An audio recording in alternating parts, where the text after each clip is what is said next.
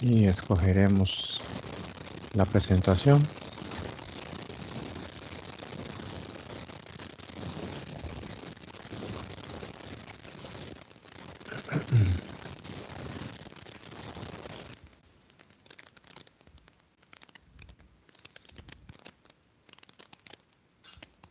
Ya la están viendo en su pantalla. Ya, Sí. maestro.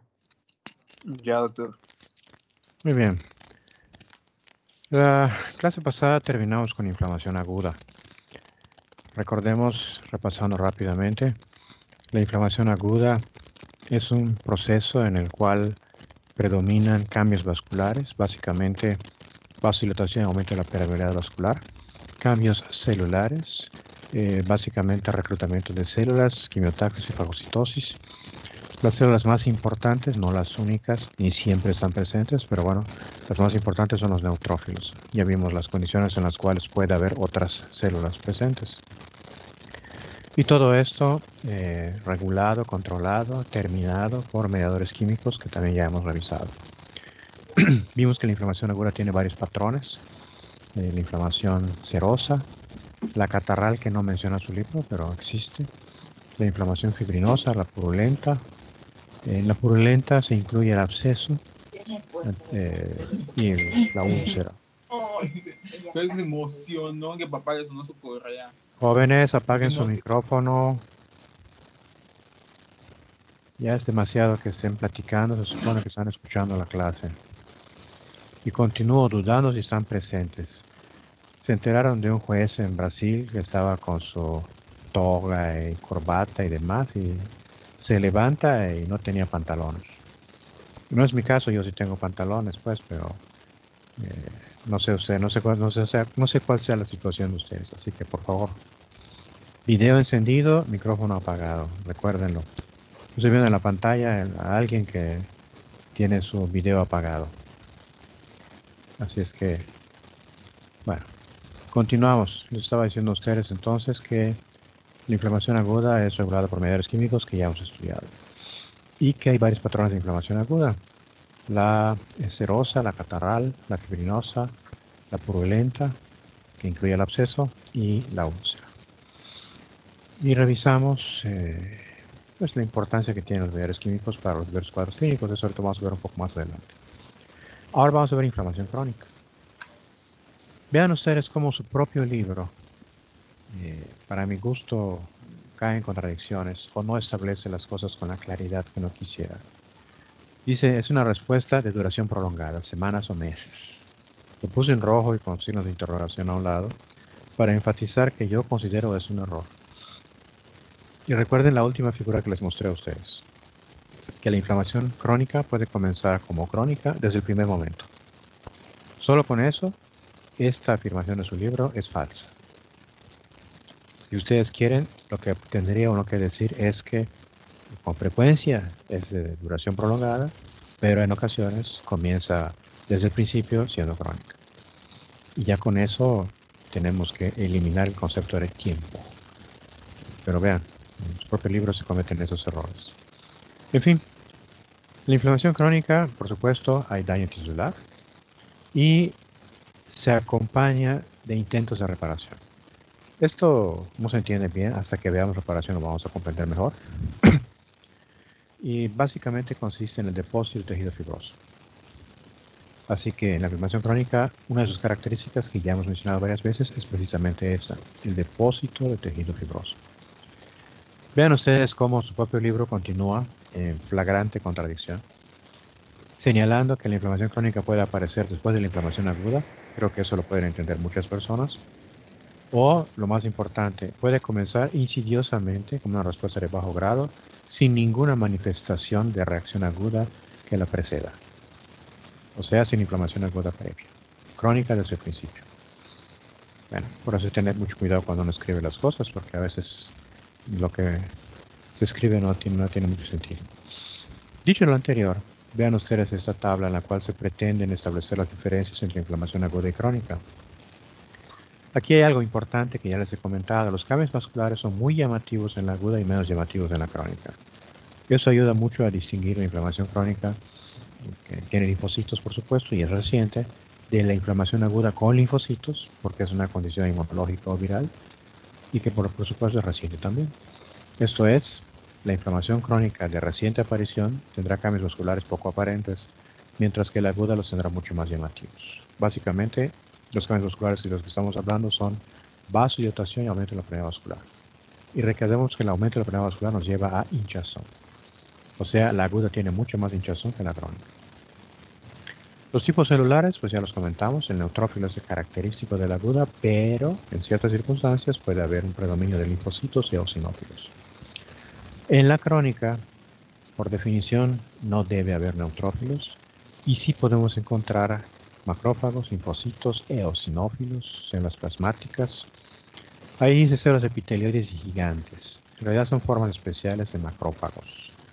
Pero como son estructuras diferentes, vale la pena considerarlo. Pero no se llamen a engaño, son variedades de macrófagos. Los cambios extracelulares característicos de la inflamación aguda, sobre todo el exudado, precisamente porque los cambios musculares son muy llamativos. Y en la crónica, ahí dice organización del exudado. Esa palabra tiene que explicarse. La palabra organización tiene un sentido diferente según el contexto en el que se use. Si fuéramos contadores públicos o licenciados en administración de empresas, la palabra organización tendría un sentido, como una entidad gubernamental o privada que se dedica a hacer ciertas cosas, ¿no? Como esas organizaciones no gubernamentales, pues, que vigilan allá derechos humanos y cosas por el estilo. Pero estamos hablando de patología. Y en patología, la palabra organización tiene un sentido muy preciso, exclusivo y único. Y se refiere al depósito de tejido fibroso en la zona de inflamación. Eso es lo que quiere decir organización en patología. Apúntenlo, por favor, no está en su libro, no suelen decirlo muchos libros, y a veces escucharán ustedes, por ejemplo, neumonía en organización. Es un término muy rara vez usado, pero existe. Y traducido al español quiere decir que es una neumonía, o sea, una inflamación del pulmón causada por una infección bacteriana que se está llenando de tejido fibroso. Y eso va a sustituir al pulmón, va a ser puro tejido fibroso. Neumonía en organización. Y por ahí hay algunos otros términos de ese tipo. Entonces, la palabra organización del exudado se refiere a eso, a que el material líquido con células empieza a llenarse de tejido fibroso, lo cual va a causar fibrosis o cicatrización en la zona dañada. Siguiente línea, mediadores químicos, pues son los que ya hemos comentado. Algunos son más abundantes en la aguda que en la crónica, pero básicamente son los mismos en ambos. ¿Y qué consecuencias tiene o hacia qué se orienta la inflamación aguda? Como ya hemos insistido, es la eliminación de las células muertas e iniciar el proceso de reparación. Aquí, por ejemplo, continúa el autor, este otro libro, el Rubin, insistiendo en la idea del agente infeccioso. Identificación, neutralización y eliminación del agente causal. Pero hay que insistir en que muchos procesos inflamatorios agudos no tienen que ver con infecciones. Si es un golpe, un traumatismo, una lesión por energía eléctrica, por ejemplo, por una quemadura solar, el agente causal ya ni siquiera está presente. En la crónica, lo que les comentaba la clase pasada, muchas veces la inflamación crónica es causada por una alteración inmunológica. Y esto es lo que ha llevado a esa confusión que les he insistido. Los inmunólogos se pretenden apropiar de la respuesta inflamatoria, pero no todas las inflamaciones crónicas son de origen inmunológico. Eso también hay que tenerlo en cuenta. Y bueno, básicamente lo que vamos a ver son presencia de linfocitos. Ya saben que los linfocitos son las células más importantes en la respuesta inmune adaptativa, y los macrófagos. Continuamos con su texto. ¿Qué puede causar inflamación crónica? Por supuesto, infecciones persistentes, infecciones que no, en las cuales no se elimina el agente causal. El ejemplo clásico es tuberculosis, pero no es la única. Hay algunos hongos que pueden quedar durante mucho tiempo, como una cromomicosis en el estómago. Parásitos, Strongyloides estercolaris, filaria, por ejemplo, pueden quedar en los tejidos y causar inflamación crónica que puede durar toda la vida. Reacciones inmunológicas como la hipersensibilidad de tipo 4 o de tipo retardado, que ya estudiaremos en su momento, y reacciones granulomatosas, que comentaremos enseguida. Se refiere a la formación de granulomas, que tiene una definición precisa. Bueno, hay que aclarar que la hipersensibilidad tipo 4 a la que se refiere con la infección persistente se refiere a que esa reacción inmunológica es provocada por un agente infeccioso. Porque en la siguiente línea, aquí donde dice reacciones o enfermedades de hipersensibilidad, se refiere a condiciones en las cuales no hay un agente infeccioso, pero sí hay una respuesta inmune alterada. Y hay varios tipos de hipersensibilidad, no solamente la retardada, mediada por anticuerpos, por complejos inmunes, de tipo alérgico, en fin. Así es que hay varias enfermedades de ese tipo. Otra causa, la exposición prolongada a agentes potencialmente tóxicos exógenos o endógenos. Por ejemplo, la hemosiderosis, la acumulación de hemosiderina en los tejidos puede ser tóxica y causar inflamación crónica. Ya puede llevar en ocasiones, por ejemplo, a cirrosis hepática. La acumulación de bilirrubina pues tóxica también para el hígado y puede causar una cirrosis biliar. La cirrosis es un tipo de inflamación crónica que se acompaña de una reparación fallida. El hígado no se logra recuperar. Y hay enfermedades que no suelen considerarse inflamatorias. Creo que se los comentaba a ustedes en una clase previa. Hay un grupo de gente que ha desarrollado lo que llaman medicina inflamatoria o antiinflamatoria, que proponen que las enfermedades que ven allá, Alzheimer, diabetes mellitus tipo 2, síndrome metabólico, aterosclerosis, creo que hasta la hipertensión arterial, en realidad son condiciones promovidas por la inflamación, cáncer inclusive. De tal suerte que si nosotros controláramos la respuesta inflamatoria, no digo que nos curemos, ¿no? Pero al menos podríamos controlar, reducir o disminuir el daño que causan estas enfermedades en los pacientes. Y aquí tienen ustedes las características morfológicas de la inflamación. Tienen dos fotos. La B es inflamación aguda. La A es inflamación crónica. Y vale la pena estudiarlo para que ustedes se den cuenta de cómo el conocimiento de esto que hemos estudiado le permite a nosotros los patólogos hacer diagnóstico. Pero también le permite a cualquier otro médico entender lo que ocurre con su paciente. Recuerden que nuestro curso de patología general es para todos los médicos, empezando por supuesto con médicos generales. Y no importa si se especializan en algo, deben conocer esto porque las enfermedades inflamatorias prácticamente se presentan en cualquier especialidad médica.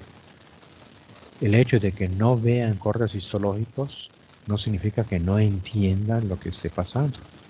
Así que esto es muy importante que lo sepan. Y por supuesto, podría ser el caso que las imágenes o algo aparezcan en el examen, por si necesitan algún acicate extra para estudiar. Vamos a comenzar con la fotografía B, que es la que señala la inflamación aguda. Y vale la pena analizarla porque ahí está lo que hemos estudiado, lo que hemos visto hasta ahorita de inflamación aguda. Se trata de pulmón. Esto que vemos acá es un espacio aéreo, un alveolo. Tiene aspecto de alveolo. Mucha gente los confunde los sáculos con los alveolos. Bueno, no vamos a entrar en detalles histológicos. Y esto, donde ven que va el cursor, es el septo alveolar. Hasta ahí se ubicaron ustedes, es pulmón. Vamos a comenzar con los primeros cambios. Recordemos que en su clase de histología les dijeron a ustedes que los eritrocitos son células que tienen forma de disco bicóncavo. Y esta forma de disco bicóncavo les permite enrollarse como taquito, hacerse un cilindro. ¿Y por qué necesitan convertirse en taquito? Porque hay capilares tan pequeños que el eritrocito en su forma normal de disco no podría pasar. El ejemplo es precisamente aquí, en los septos alveolares. De tal suerte que los eritrocitos hechos taquitos son los únicos que pueden circular y de esa forma acercarse lo suficiente al espacio aéreo para que se dé el intercambio de gases. Esa es su clase de histología que ustedes ya han tomado. ¿Qué tendríamos que ver entonces? Pues que los eritrocitos van uno detrás de otro. Estamos hablando de capilares tan pequeños que el eritrocito, repito, tiene que volverse un cilindro. Así que no hay manera de que haya dos eritrocitos uno al lado del otro. Tienen que ser uno después del otro. Sin embargo, vean aquí, donde está el cursor. Vean por acá. Hay eritrocitos uno al lado de otro. Y a veces hasta 3 eritrocitos uno al lado del otro. Este es un eritrocito solo. Aquí lo pueden ver. Aquí hay varios juntos. ¿Cuál es la inmediata conclusión? Que hay vasodilatación. Ahí lo tienen. Solamente si hay vasodilatación se explica esto que estamos viendo acá. Bien. Si tienen su libro a mano y tienen ojo de águila, la foto está en una diapositiva de PowerPoint y no hace justicia. Aquí, en el espacio aéreo, pueden ver una especie de puntitos rosa finísimos. Por aquí pueden verlo, como un polvito rosa. Esas son proteínas que se quedaron coaguladas durante el procesamiento del tejido. ¿Y qué hacen proteínas aquí en el espacio aéreo? Pues son proteínas que salieron con líquido. Y un líquido rico en proteínas es un exudado. Y el exudado es el líquido que sale de los vasos sanguíneos durante la inflamación. Y para que haya exudado tiene que haber aumento de la permeabilidad vascular. Ahí lo tienen. ¿Ven qué fácil es? Entonces, el hecho de que yo vea las proteínas me permite inferir, no lo estoy viendo, es una foto esto, es estático, pero puedo inferir que hay aumento de la permeabilidad vascular junto con la vasodilatación, y ahí tenemos los dos cambios vasculares característicos de la inflamación aguda. Continuamos. Cambios celulares. Recuerden que hay reclutamiento de células, llegan células, y si es inflamación aguda, estas células deberían ser en la mayor parte de los casos neutrófilos. Y nuevamente recurran a su libro. Si lo tienen en versión electrónica mejor y con tableta porque pueden ampliarlo, le hacen suma de imagen. Y verán que todos estos puntitos negros tienen aspecto de palomita de maíz. Y esos son neutrófilos. Entonces ya lo tienen. Una gran cantidad de neutrófilos libres en el espacio aéreo donde no deben estar. Así que esos neutrófilos tuvieron que llegar desde los vasos sanguíneos hacia el espacio aéreo. Fíjense, no lo estamos viendo, pero podemos inferir que hubo marginación, rodamiento, adhesión, transmigración y quimiotaxis. Y si están aquí los neutrófilos, muy probablemente es porque hay una infección bacteriana. Característicamente los neutrófilos responden a bacterias. Así que yo como patólogo, después de ver esto, y con la experiencia de 36 años que tengo de patólogo, me tardo 100 milisegundos en decir neumonía aguda. Ya está, fácil, no tiene mayor problema. Y ustedes, aunque lo estén aprendiendo, como ya lo estudiaron, pues seguramente ya me entendieron perfectamente y van a llegar a la misma conclusión que yo.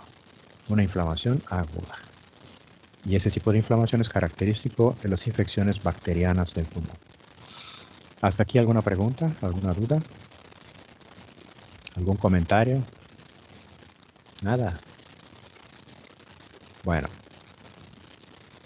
Pasamos a la figura A, la que está aquí arriba. También es pulmón. Si ustedes me dicen que no tiene aspecto de pulmón, tienen toda la razón. Tiene uno que tener algo de cancha, de tiempo en el negocio para darse cuenta de que esto es pulmón. Y aún así, créanme, una foto de ese tipo, alguna gente podría decir que quién sabe qué es, ¿no? Pero donde sí estaríamos de acuerdo todos es en lo siguiente. Yo estoy viendo aquí un folículo linfoide. Es un folículo linfoide que no debería estar. ¿Cómo sé que es un folículo linfoide? Porque tiene un centro germinal.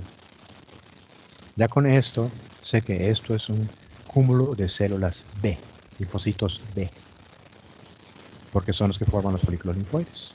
El centro germinal es donde los linfocitos B maduran, y cuando terminan de madurar, salen de acá, se convierten en células plasmáticas, que si tuviéramos una imagen a mayor aumento, seguramente las encontraríamos por aquí. No se ven, porque la fotografía está a poco aumento, pero algunas de estas células tienen un poco más de citoplasma, entonces son macrófagos. Pero bueno, con los linfocitos que forman un folículo linfoide es suficiente, con eso es suficiente para decir inflamación crónica. Porque esos folículos linfoides solo aparecen en condiciones de inflamación crónica. Pero bueno, continuemos. Recuerden que la inflamación crónica tiene 4 características morfológicas. La primera ya la comenté, infiltración por células mononucleares, linfocitos, aquí la tenemos. La segunda, destrucción del tejido. La clase pasada se los comenté y ahora es el momento de verlo en la imagen. Ustedes dirían, ¿cómo que destrucción del tejido? Recuerden el ejemplo del oxo que les di en una esquina. que ustedes pasan por una esquina durante mucho tiempo y ven una casa X y dejan de pasar por la razón que ustedes quieran durante otro tiempo, 2, 3 meses o lo que fuera, y cuando vuelven a transitar por la misma calle, de pronto ven que en esa esquina hay un Oxxo.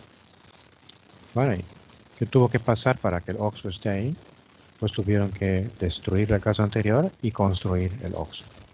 Esa es la idea. Entonces, si yo veo esto que no es pulmón, pero que sí es un tejido, eso significa que el pulmón, como lo veía aquí en la figura de abajo, ya no está. Tuvo que ser destruido para que apareciera esto. Es una inferencia. No lo veo, pero sé qué pasó. Les doy un ejemplo muy malo. Van ustedes por la calle y ven estiércol en el pavimento. Estiércol, caca de caballo. Pues. Y enseguida dirán, aquí pasó un caballo. Ya está. Nunca vieron el caballo. Lo saben que por ahí anda. Es un pésimo ejemplo, pero bueno, espero que ayude a entender la idea. Así que aquí se destruyó el tejido. Lo que estamos viendo ahora es tejido fibroso. Y ya tiene la segunda característica morfológica de la inflamación crónica, depósito de tejido fibroso. La tercera, bueno, ya dije tres, perdón. La inferencia, que fue la destrucción del tejido, el depósito de tejido fibroso, que es otra, y el infiltrado por linfocitos, ya son tres. Aquí nos faltaría proliferación vascular, que realmente no lo podemos ver con claridad, porque los vasos sanguíneos de nueva formación son muy pequeños. Pero tenemos 3 de 4. Ya con eso es más que suficiente para decir que aquí hay inflamación crónica. Y luego hay un detalle muy particular del pulmón. Eso no tienen por qué saber ustedes, pero se los explico. Si regresamos a la figura B, donde el pulmón no tiene destrucción, lo que tiene es inflamación aguda, e intentan ver ustedes a los neumocitos tipo 1, que aquí están, no los podemos ver. Sabemos que ahí están, porque así lo estudiamos en histología.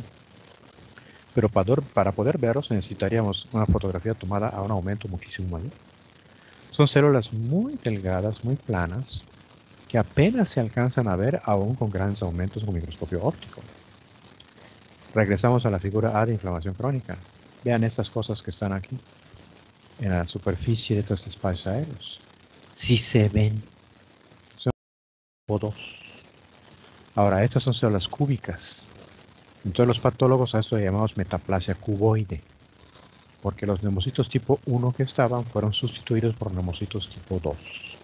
Ese es un cambio característico de la inflamación crónica en el pulmón. Y por supuesto ese pulmón nos sirve desde el punto de vista del transporte o intercambio de gases, porque las paredes son fibrosas, son muy gruesas, los capilares están muy lejos del espacio aéreo y las células ya no son planas como los neumocitos tipo 1, ahora son cúbicas. Así que este pulmón no sirve funcionalmente para que el paciente pueda intercambiar gases. Ahí lo tienen. Y el texto que ustedes ven a un lado es lo que les estaba comentando a ustedes. ¿Dudas, preguntas, aclaraciones, comentarios? Nada. Doctor, si viéramos Sí. algún tipo de células mononucleares en la de abajo, o sea, un infiltrado mayoritario de macrófagos, ¿seguiríamos tomándola como aguda o como crónica agudizada? Desde el momento en que no hay destrucción del tejido, que no hay depósito de tejido fibroso y que hay cambios vasculares, es inflamación aguda. Por ejemplo, si fuera una neumonía viral, veríamos linfocitos, no veríamos neutrófilos. También existe eso. Una inflamación del pulmón por COVID, por ejemplo, muy probablemente tenga, yo nunca lo he visto, casi nadie se atreve a hacer autopsia de pacientes con COVID porque no hay tratamiento y no hay vacuna.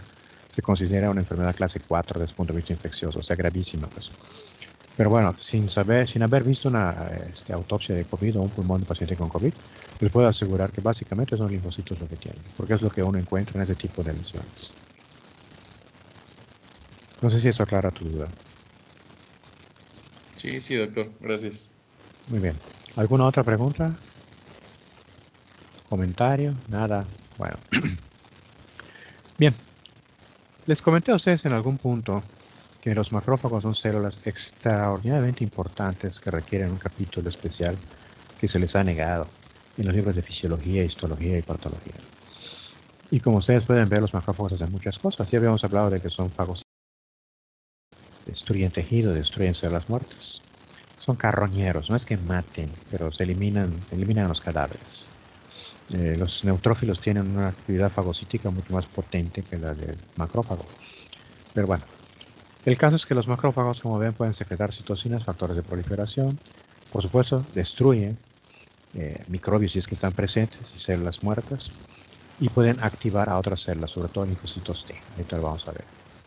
Y aquí empezamos con algo interesante. Hay dos tipos de macrófagos, los M1 y los M2, dependiendo de la vía de activación, que puede ser la clásica o la alterna. Bien, pero antes de continuar, hay que recordar esto que estamos comentando, muy importante. Alguien me preguntó exactamente qué son los parientes de los macrófagos.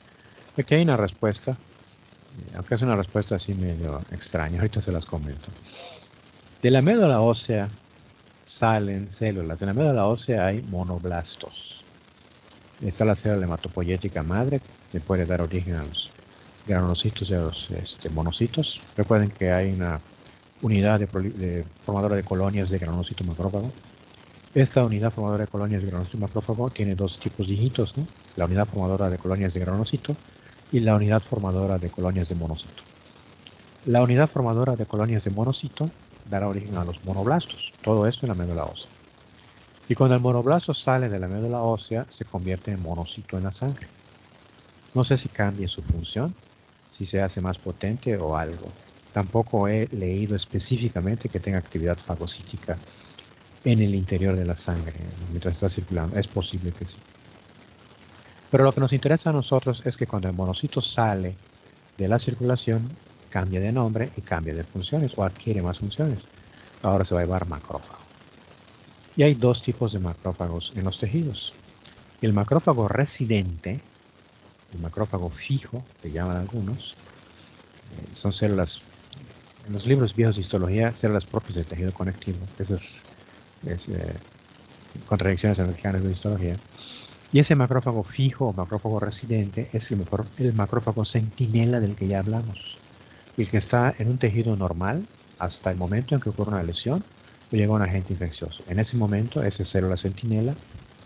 Igual hay otras células centinelas, ya lo saben, la célula cebada, la célula dendrítica, la célula epitelial. Pero bueno, el macrófago, que es una célula centinela en este papel que está jugando, empieza a liberar factor necrosis tumoral interleucina 1, como ya estudiamos, y atraerá a otras células y producirá cambios vasculares. Ese sería un primer tipo de macrófago en los tejidos.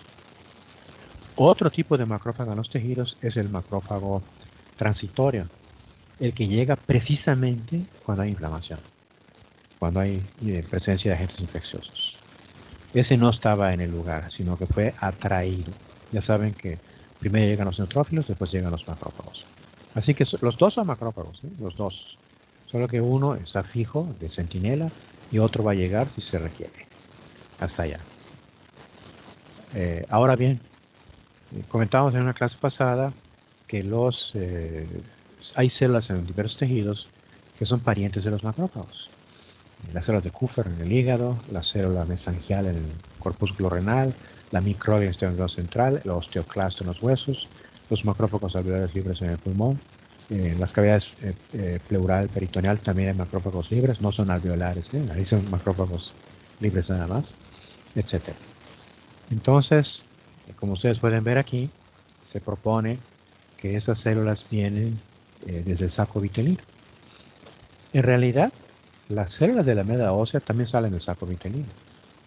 Quizá la diferencia que se propone acá es que las células de la médula ósea vienen del saco vitelino, pasan primero, espérenme recordar, creo que es al hígado, al vaso y luego a la médula ósea. Ahí siempre me confundo. Creo que sí es hígado, vaso y luego médula ósea, en ese orden. Ya se queda en la médula ósea y de ahí dan origen a los leucocitos polimorfos nucleares, a los monocitos, linfocitos, etc. A esta línea que estamos viendo acá. Pero aquí se sugiere que hay otras células del saco vitelino que se van directamente a esos tejidos. Por ejemplo, si llegan al hígado, pues se convierten en células de Kupffer, si se van al sistema nervioso central, será microglia, etc. Y son, pues básicamente, parientes de los otros porque cumplen las mismas funciones. Esto es presentación de antígenos, fagocitosis y participación en la reparación en su caso. O sea, esa es la idea de esto. Y aquí ven ustedes a esas células, monocito, mientras está dentro de la sangre, y macrófago cuando ya sale de la circulación. Bueno, hasta ahí se quedó claro ese punto. Espero que no haya dudas sobre eso. Pero si tienen alguna duda, por favor pregunten. Bueno, ¿cómo llegan los macrófagos al sitio de inflamación? Pues son atraídos básicamente. Entonces aquí tenemos lesión crónica, hay linfocitos, es muy típico de prácticamente de toda la inflamación crónica. Los linfocitos van a producir factores quimiotácticos. Por supuesto puede haber agentes infecciosos que van a servir también como quimiotácticos y van a atraer a monocitos. Pero esos linfocitos también producen factores de proliferación o de crecimiento, como dicen algunos, acompañados de sustancias que inducen mitosis, y esto va a hacer que los macrófagos se dividan en el lugar. Y de esta manera hay dos mecanismos para incrementar el número de macrófagos en el tejido. Primero por reclutamiento y segundo por división en el sitio de lesión. Así que aumenta el número de macrófagos. Y puede que vivan mucho tiempo. Y algunos se van a activar y se van a convertir en células epitelioides, que ya veremos enseguida. Vía clásica de activación del macrófago es la que ya conocen ustedes. Es el macrófago destructor. El macrófago que fagocita, que mata si fuera el caso. M1, aquí lo pueden ver ustedes. Macrófago de la inflamación. ¿Qué lo provoca? ¿Qué lo activa? Endotoxinas que estimulan a los receptores tipo TOL y otros sensores. Señales de células T, interferón gamma. Sustancias extrañas, cristales, por ejemplo, o sea, no pedazos de vidrio, sino moléculas cristalinas como ácido úrico, que pueden formar cristales, colesterol que pueden formar cristales en los tejidos, o partículas de materia, puede ser ahora sí una piedrita, un cálculo o algún otro material extraño que tenga un aspecto mineral o sólido. Y esos macrófagos se caracterizan, como habíamos dicho, porque producen especies reactivas de oxígeno, sus lisosomas están muy activados y producen una gran cantidad de citocinas que participan en la inflamación, como ya hemos estudiado. El otro tipo de macrófago se llama macrófago M2 y es el constructor, porque participa en la reparación del tejido. El anterior es destructor, este es constructor. Y se forma a partir de que un macrófago ingenuo, ahorita veremos una imagen de eso, es estimulado por ciertas citocinas, en este caso interleucina 4 e interleucina 13, que son producidas por linfocitos T. No participan matando, no son microbicidas o fagocíticos básicamente, porque esas citocinas pueden inhibir a la vía clásica. Lo que van a hacer es producir factores de proliferación y favorecer la formación de nuevos vasos sanguíneos o angiogénesis, activar a los fibroblastos de tal suerte que esos fibroblastos activados depositen colágeno. Y el depósito de colágeno lleva a la fibrosis. ¿Y ahí lo tienen? Son los dos tipos de macrófago que hemos visto. Y entonces ustedes pueden ver acá cómo los macrófagos se pueden activar de varias maneras. Por ejemplo, los receptores TOL inducen a la oxidasa de fagocito a producir especies reactivas de oxígeno, que va a llevar a la muerte de microbios. Activan a la sintasa de óxido nítrico inducible, que sabemos que aparece durante el proceso inflamatorio con la formación de óxido nítrico, que en presencia de superóxido formará peroxinitrito, que sirve para matar microbios. Citocinas, que van a favorecer la inflamación aguda. Y una vez que se activen ciertos receptores, se van a activar otro tipo de macrófagos, aunque aquí en el dibujo nos ha dicho. Los macrófagos M2 que van a producir los factores angiogénicos, los factores remodeladores del tejido, que inducen la activación de fibroblastos, etc. Pues ahí lo tienen ustedes. Y aquí tienen el dibujo que ilustra en su libro lo que estamos comentando de los dos tipos de macrófagos. Para empezar, el macrófago es ingenuo. Se le llama así a una célula que no está comprometida con una acción, con un trabajo. Una vez que la célula decida qué curso de acción va a tomar, ya no es ingenua, ahora va a ser o de la vía clásica o de la vía alterna. o el nombre que yo propongo como mnemotécnico porque me ayuda a recordarlo, ¿no? El de la vía clásica, que es el destructor, y el de la vía alterna, que es el constructor.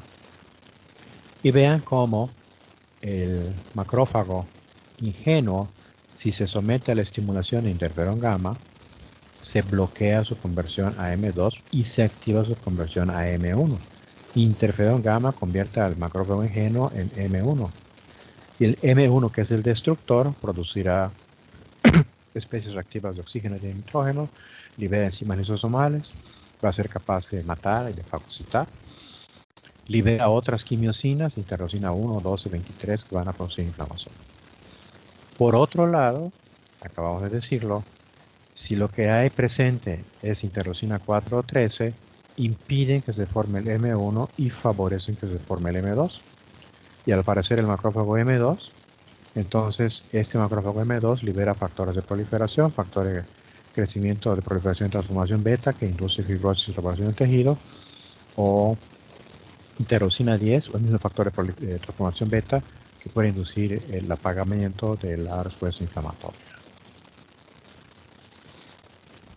Bien. Los macrófagos entonces, según su versión, su variedad, son importantes para la inflamación crónica. Pueden destruir, acá dice ingerir, sigo insistiendo en que la fagocitosis no es para nutrirse, quiere nutrientes. Difícilmente uno ingiere otra cosa como ser humano, ¿no? Pero en el caso de las células no se están nutriendo, están fagocitando, engloban, introducen a su citoplasma, bueno, en vesículas, citoplasma y fagosomas, el material que va a ser destruido. Y lo eliminan, aquí está, microbios y tejido muerto. Los M2 inician el proceso de reparación, los M1 producen mediadores de la inflamación, y como ya habíamos dicho, pueden presentar antígenos. Esa función tan importante como se lo presenta el antígeno en la respuesta inmune adaptativa. Y todo esto ocurre en el sitio de inflamación crónica. Precisamente por esta actividad de presentadores de antígenos es que hay un traslapo muy importante entre la respuesta inflamatoria crónica y la respuesta inmunológica. Bien, esos fueron los macrófagos en la inflamación crónica. Ahora van los linfocitos. Ya sabemos que los linfocitos son de varios tipos. Luego un día veremos cuáles son los tipos. Pero básicamente son T y B. Y esos linfocitos van a hacer que la inflamación sea más intensa, más prolongada e inclusive que ocupe más territorio. Fíjense que son tres cosas diferentes. Intensa, leve, fuerte, como lo quieran llamar. Prolongada, dura poco tiempo, dura mucho tiempo. Y extenso, ocupa un territorio pequeño o ocupa un territorio grande. Cualquiera de esas tres variables son determinadas por los linfocitos que están presentes. Como ustedes pueden ver, son mediadores de la inmunidad adaptativa. Eso ya lo sabemos, ya estudiaron ustedes inmunología. Y pues están presentes en la zona de inflamación crónica. Precisamente, insisto, es el traslapo tan común que existe entre la inflamación crónica y la respuesta inmune, que lleva a mucha gente a confundirse. Y son la población dominante en enfermedades autoinmunes o por hipersensibilidad. Son diferentes, ¿sí? En la reacción por hipersensibilidad, el sistema inmune reacciona en exceso. Es una respuesta más allá de lo normal. Mientras que en las enfermedades por autoinmunidad, el sistema inmune reacciona contra lo propio. Esto es, en vez de dejar en paz a nuestros tejidos, el sistema inmunológico lo ataca. Así que son dos grupos diferentes de enfermedades inmunológicas. Bien, ¿y cuántos tipos de linfocitos hay? Pues hay muchos, pero vamos a seguir lo que dice su libro de momento. Tenemos linfocitos T cooperadores, que se caracterizan porque tienen una molécula en la superficie que es CD4. Denominación de acúmulo, cluster denomination, lo que se llama, 4. Y es muy característico de células T cooperadoras, que hay varios tipos. No son solo estos, hay más. Algún día lo veremos. Los TH1 se producen al interferón gamma, y ya sabemos que el interferón gamma va a hacer que el macrófago se active por la vía clásica y se convierte en macrófago M1 o destructor. Inflamación crónica, TH1. TH2 produce interleucina 4, 5 y 13. Esto va a hacer que se active la vía alterna del macrófago y producirá macrófagos M2 o constructores, pero también puede atraer eosinófilos, muy importante. Y estos son también típicos de la inflamación crónica. Y los TH17 que atraen neutrófilos. Entonces, estos linfocitos T cooperadores H17 van a producir inflamación aguda. Durante mucho tiempo se pensó que la respuesta inmunológica solo produce inflamación crónica, ¿no? Produce también inflamación aguda y aquí lo tienen ustedes. Y esa es la razón por la cual se produce. Y tiene su motivo de ser también. Bien. ¿Y qué ocurre con los linfocitos B? El linfocito B, hasta donde yo sé, lo único que hay son diversos tipos según la inmunoglobulina que produzcan. O sea, linfocitos B que producen IgA, IgG, IgM, IgE y algo de IgD seguramente, bajo ciertos diversos tipos de linfocitos B. Cuando el linfocito B se activa, se convierte en una célula plasmática. La célula plasmática no es un linfocito B, tiene marcadores diferentes. Vaya, es la misma célula, pero cambia completamente de función. Y esas células plasmáticas van a tener como trabajo crítico fundamental la producción de inmunoglobulina. La presencia de anticuerpos es un marcador interesante porque nos puede señalar que todavía existen antígenos en el sitio de lesión. Vaya, si yo pudiera demostrar con anticuerpos específicos la presencia de agentes infecciosos, podría decir que todavía está presente algún agente y es lo que explica la inflamación crónica.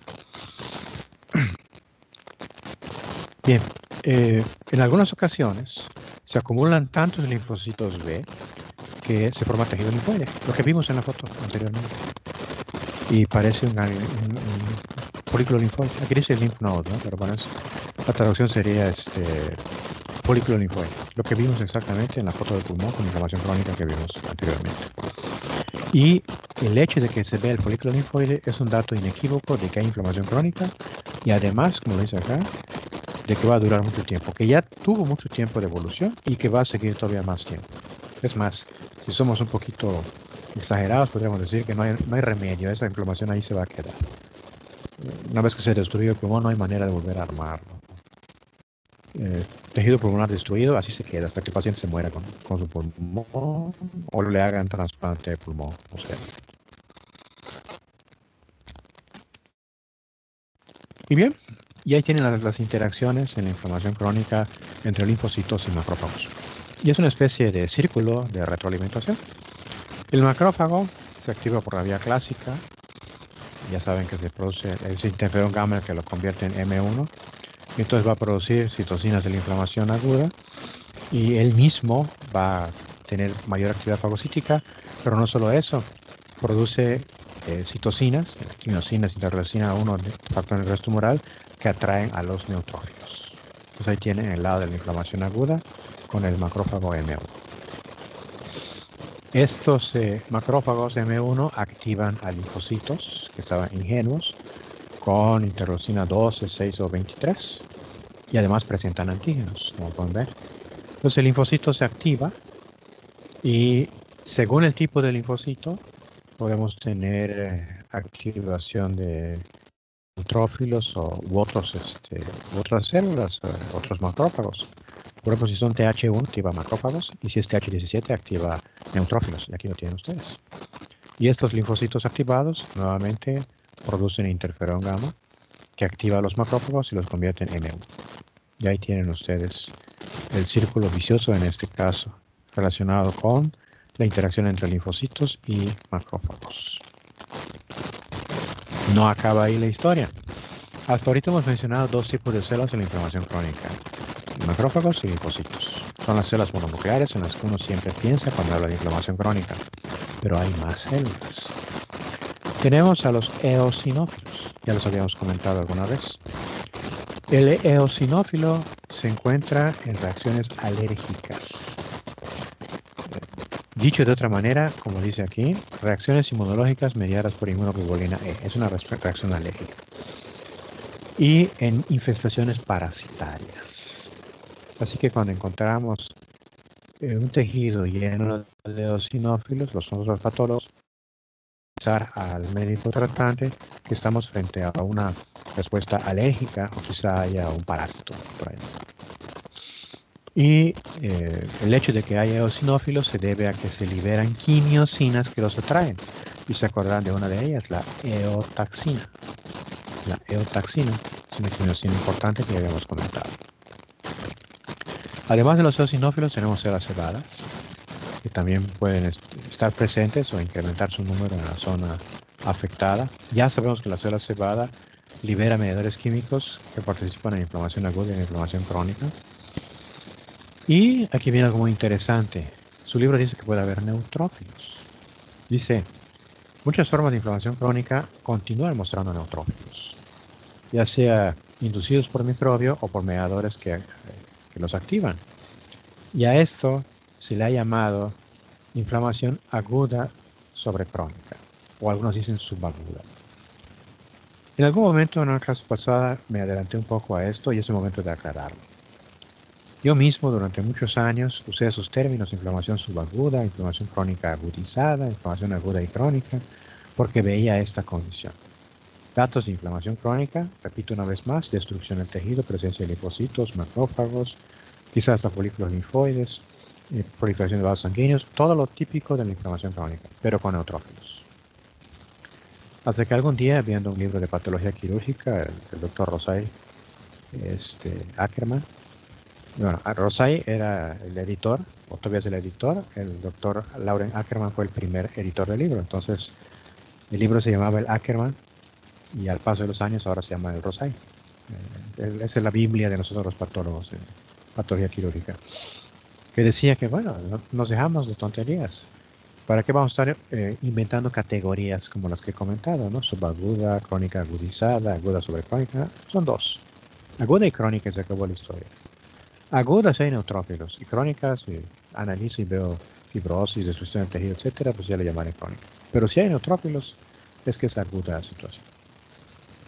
Podríamos decir que es aguda con cambios de cronicidad, si ustedes quieren insistirlo, pero lo de aguda hay que enfatizar.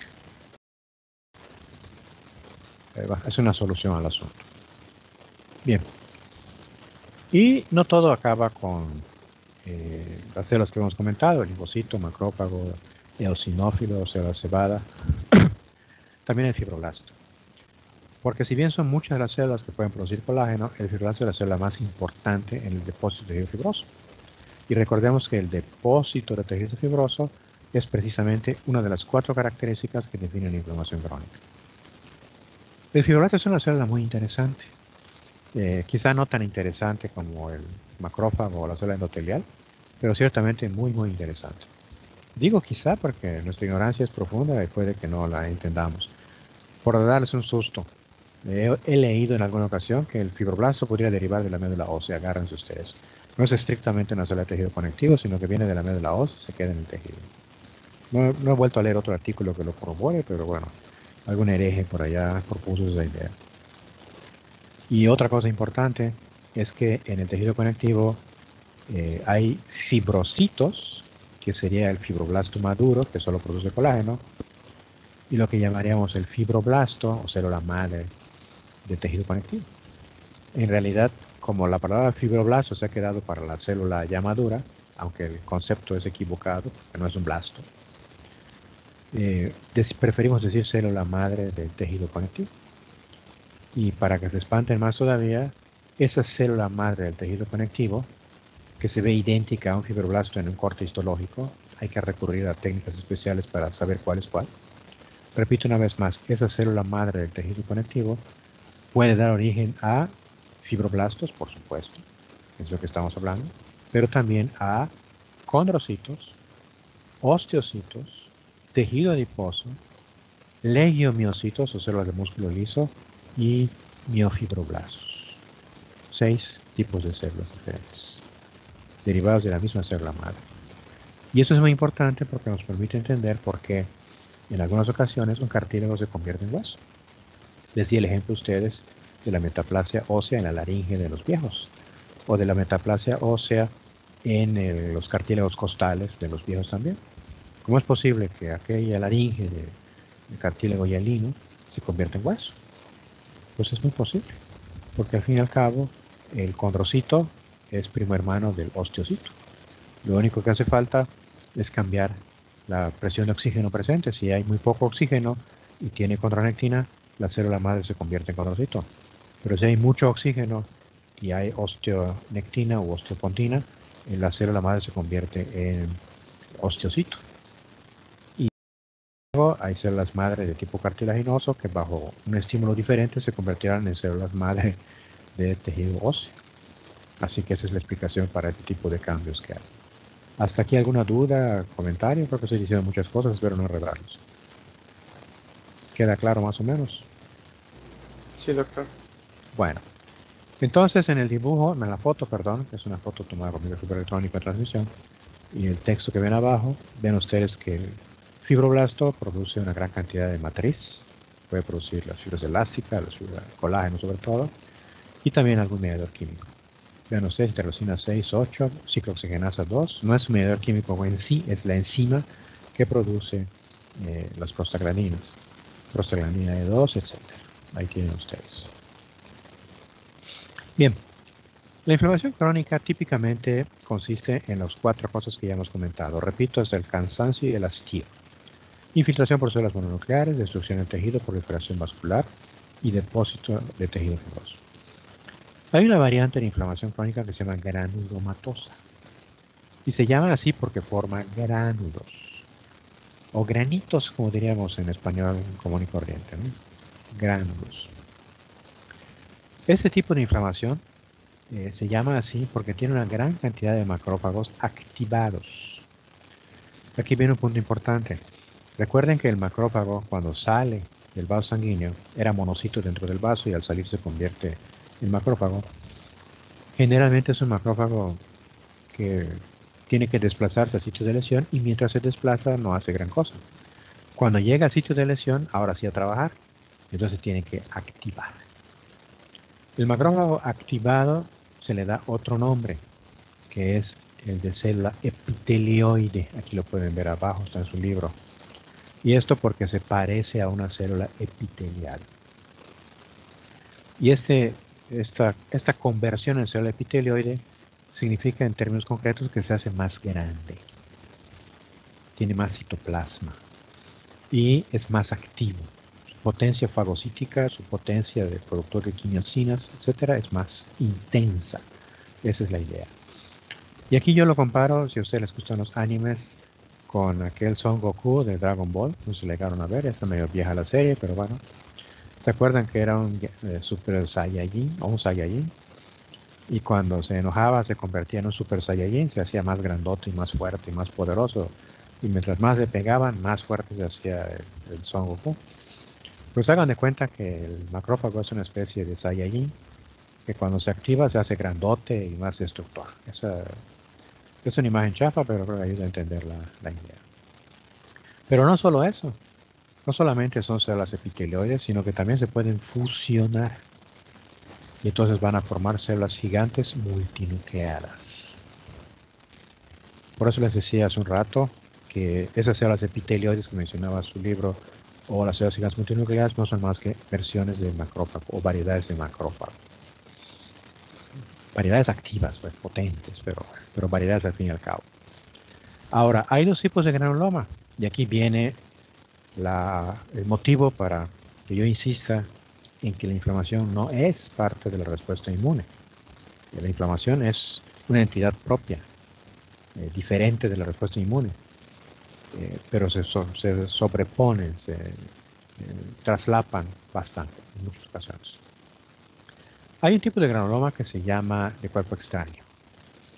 Eso significa que un cuerpo puede ser talco, sutura, material vegetal, por la razón que ustedes quieran puede entrar a los tejidos, va a producir una respuesta inflamatoria con macrófagos epitelioides que están activados intentando fagocitar eso que no se puede destruir. O sea, no tenemos enzimas para destruir el talco ni para destruir las suturas. Así que hay una respuesta inflamatoria que forma granulomas y se le llama de cuerpo extraño. Y no es inmunológico porque no hay células T activadas ni hay anticuerpos. Les adelanto la idea, luego se los comentaré con detalle en el segundo módulo después del primer examen. Para que haya una respuesta inmune tiene que haber un antígeno. Y no cualquier cosa es antígeno. Tiene características especiales que seguramente su profesor de inmunología ya les dijo. Y el talco no es antigénico. Ni las suturas son antigénicas. Son cuerpos extraños, pero no son antígenos. Ya les explicaré otro día por qué. Y el segundo tipo de granuloma es el granuloma inmunológico, que es el más frecuente, por supuesto, pero bueno, es otro tipo. En este caso sí hay activación de células T, sí hay activación de macrófagos, podría haber inclusive en algunas ocasiones anticuerpos por activación de linfocitos B. Y básicamente la causa más común suele ser la presencia de un microbio que no ha logrado ser eliminado. También podría ser una enfermedad autoinmune, no todas son infecciosas. El ejemplo clásico es el granuloma tuberculoso, ya vimos en inflamación en necrosis, la necrosis gaseosa. La necrosis gaseosa se observa en granulomas tuberculosos.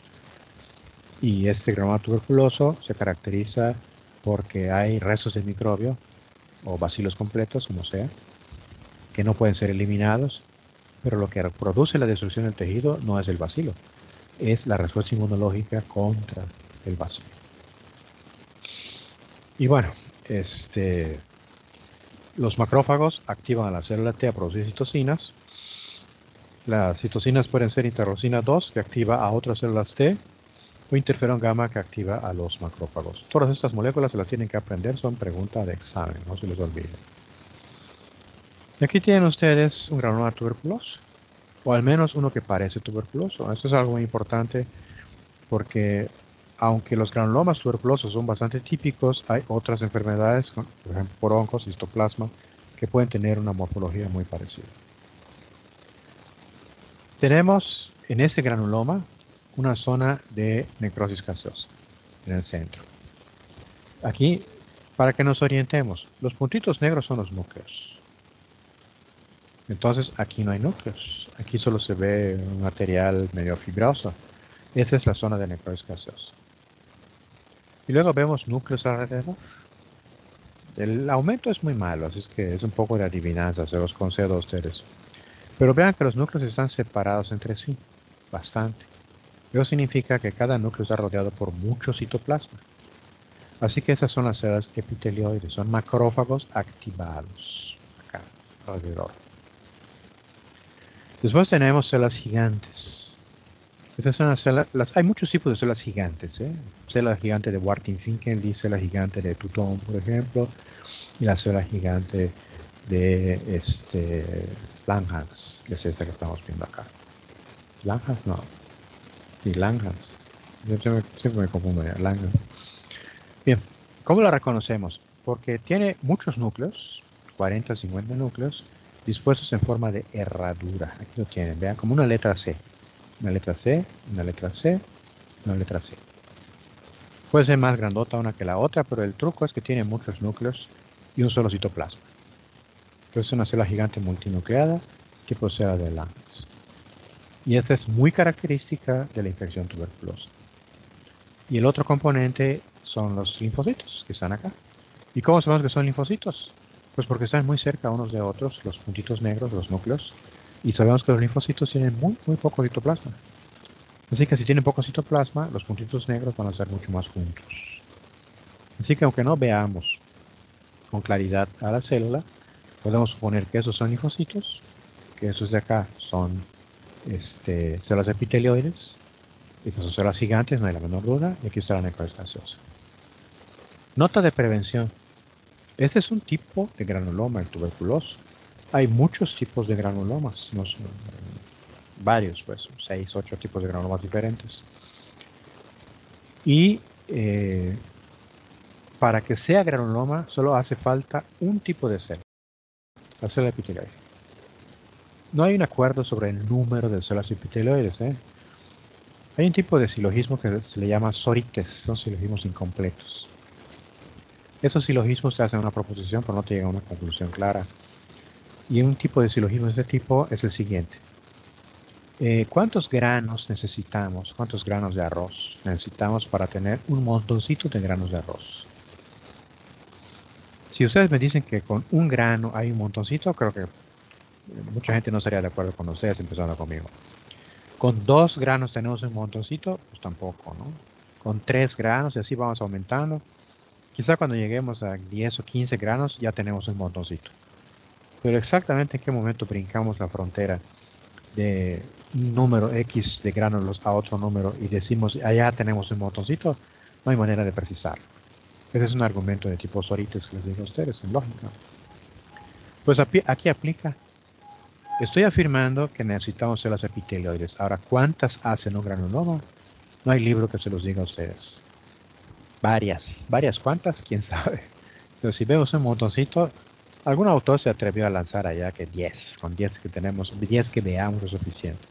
Recuerden que este es un corte de una estructura tridimensional. Así que hacia atrás, que no lo vemos, o hacia nosotros, hacia arriba, pues, que tampoco lo vemos, hay más células. Esto es una rebanada. Como cortar una sandía, pues ustedes ven una rebanada de sandía.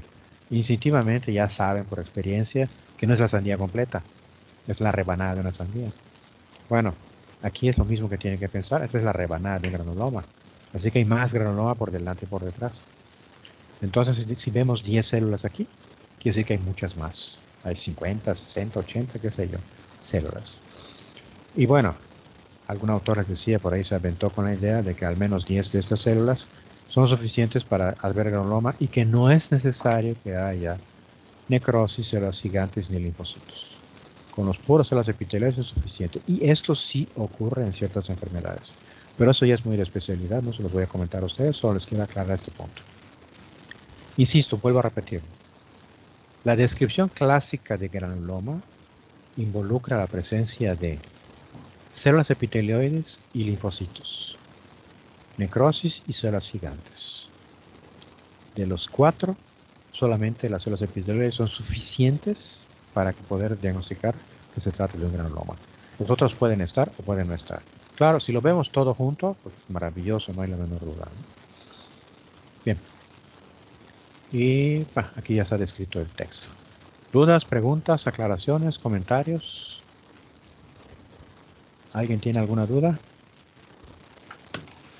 Los macrófagos que se volverían células epitelioides tendrían que ser los M1, ¿no? Sí, exactamente, porque son los destructores.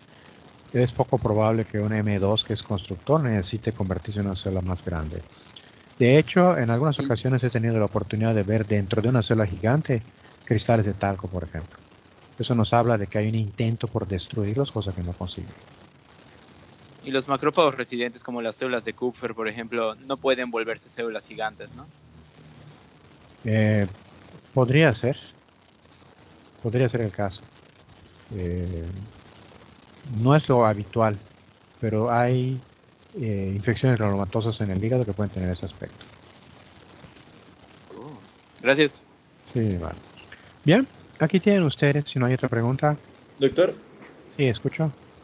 tengo una duda. Lo que pasa es que, o sea, cuando comentamos que los TH1 pues liberan interferón gamma, pues activan macrófagos destructores, y los TH2 activan a los macrófagos reparadores.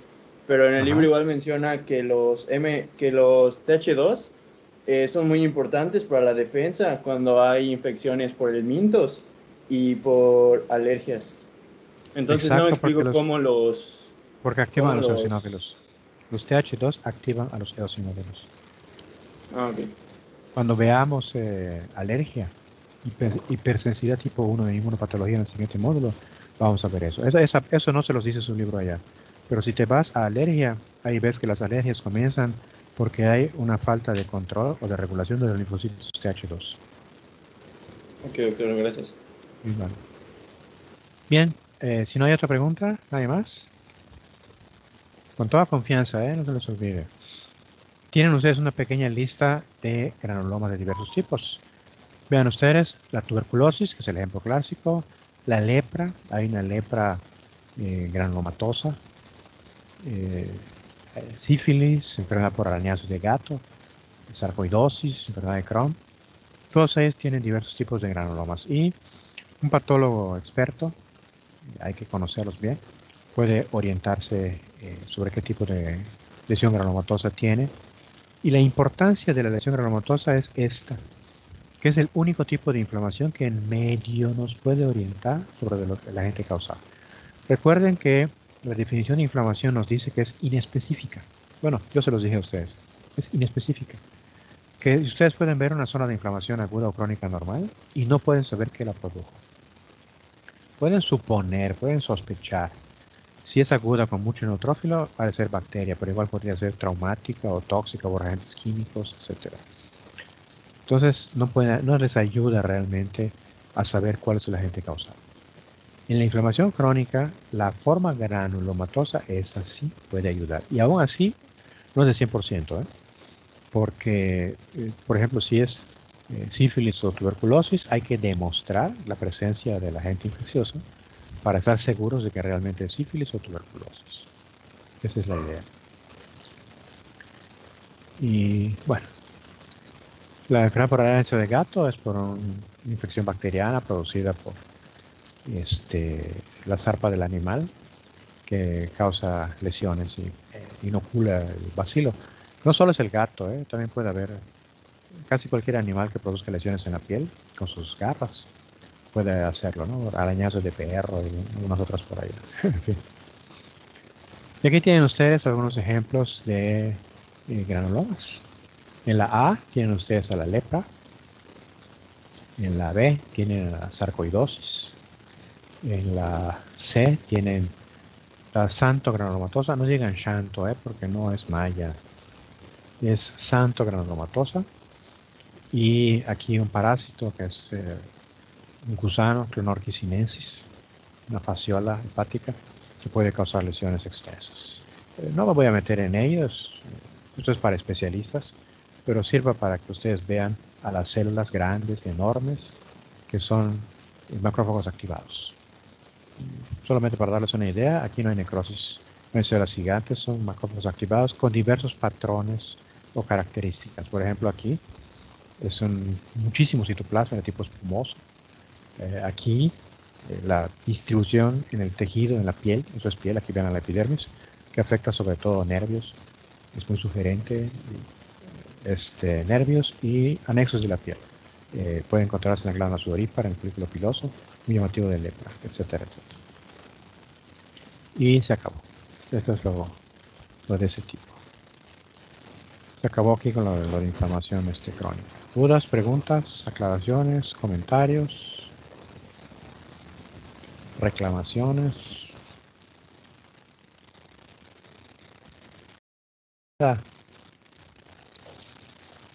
Sí, doctor. Escucho. ¿Cuál sería la célula efectora principal? ¿El linfocito? ¿En qué, perdón? ¿En ¿La la inflamación crónica? El macrófago. ¿Macrófago? Sí, porque es el que hace las funciones. El linfocito es un controlador, es un regulador.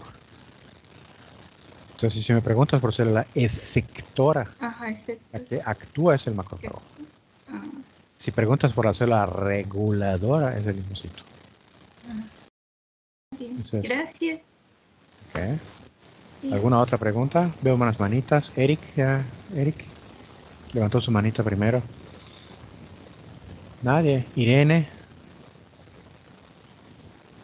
Doctor, Tampoco. así como en la aguda los cambios vasculares, o sea, los cambios vasculares se ven más en la aguda. En el caso de las manifestaciones sistémicas, igual sería en la aguda. En realidad en las dos, pero sí en efecto la aguda puede tener manifestaciones mucho más graves. Muchísimo más graves. Pero hay pacientes con inflamación crónica que pueden estar incapacitados. ¿A qué me refiero? La inflamación aguda te puede llevar al choque séptico. Ahí tienes algo gravísimo, que hasta donde yo sé no te lleva a la inflamación crónica. Así que, aunque la inflamación crónica no te llega al grado de un choque séptico en cuanto a la expresión inflamatoria, sí puede dejar al paciente postrado e incapacitado. Entonces, sí con eso aclaro tu pregunta. Sí, gracias. Bueno. Entonces, vamos a la siguiente presentación. que ya ni sé cuál es. ¿Ya la están viendo? ¿Ya la están viendo? Ya. Sí. Bien. Efectos sistémicos de la inflamación. Ya algo que habíamos comentado en los dibujos previos y ahorita vamos a hacer un poco más de texto sobre esto. La inflamación, aún si localizada, dice ahí, ¿no?, se asocia con liberación de citocinas. Les he insistido a ustedes con los modelos o ejemplos de 3 pacientes imaginarios. Uno con un proceso inflamatorio muy restringido, muy localizado, como un forúnculo. Otro con una enfermedad inflamatoria más notable, como una faringoamigdalitis o una apendicitis. Y el paciente gravísimo con un choque séptico que tiene una liberación masiva de mediadores químicos. En todos ellos se liberan mediadores químicos, pero dependiendo de la cantidad veremos cambios o no los veremos. Eso es algo muy importante. Obviamente, el paciente con un granito en la cara, con un forúnculo, generalmente ni va al médico ni consulta, ¿no?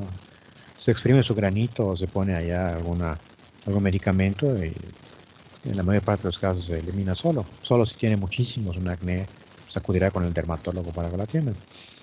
Pero cuando ya tenemos a un paciente con una faringoamigdalitis, por ejemplo, entonces veremos los efectos sistémicos de la inflamación, que es lo que vamos a ver ahora.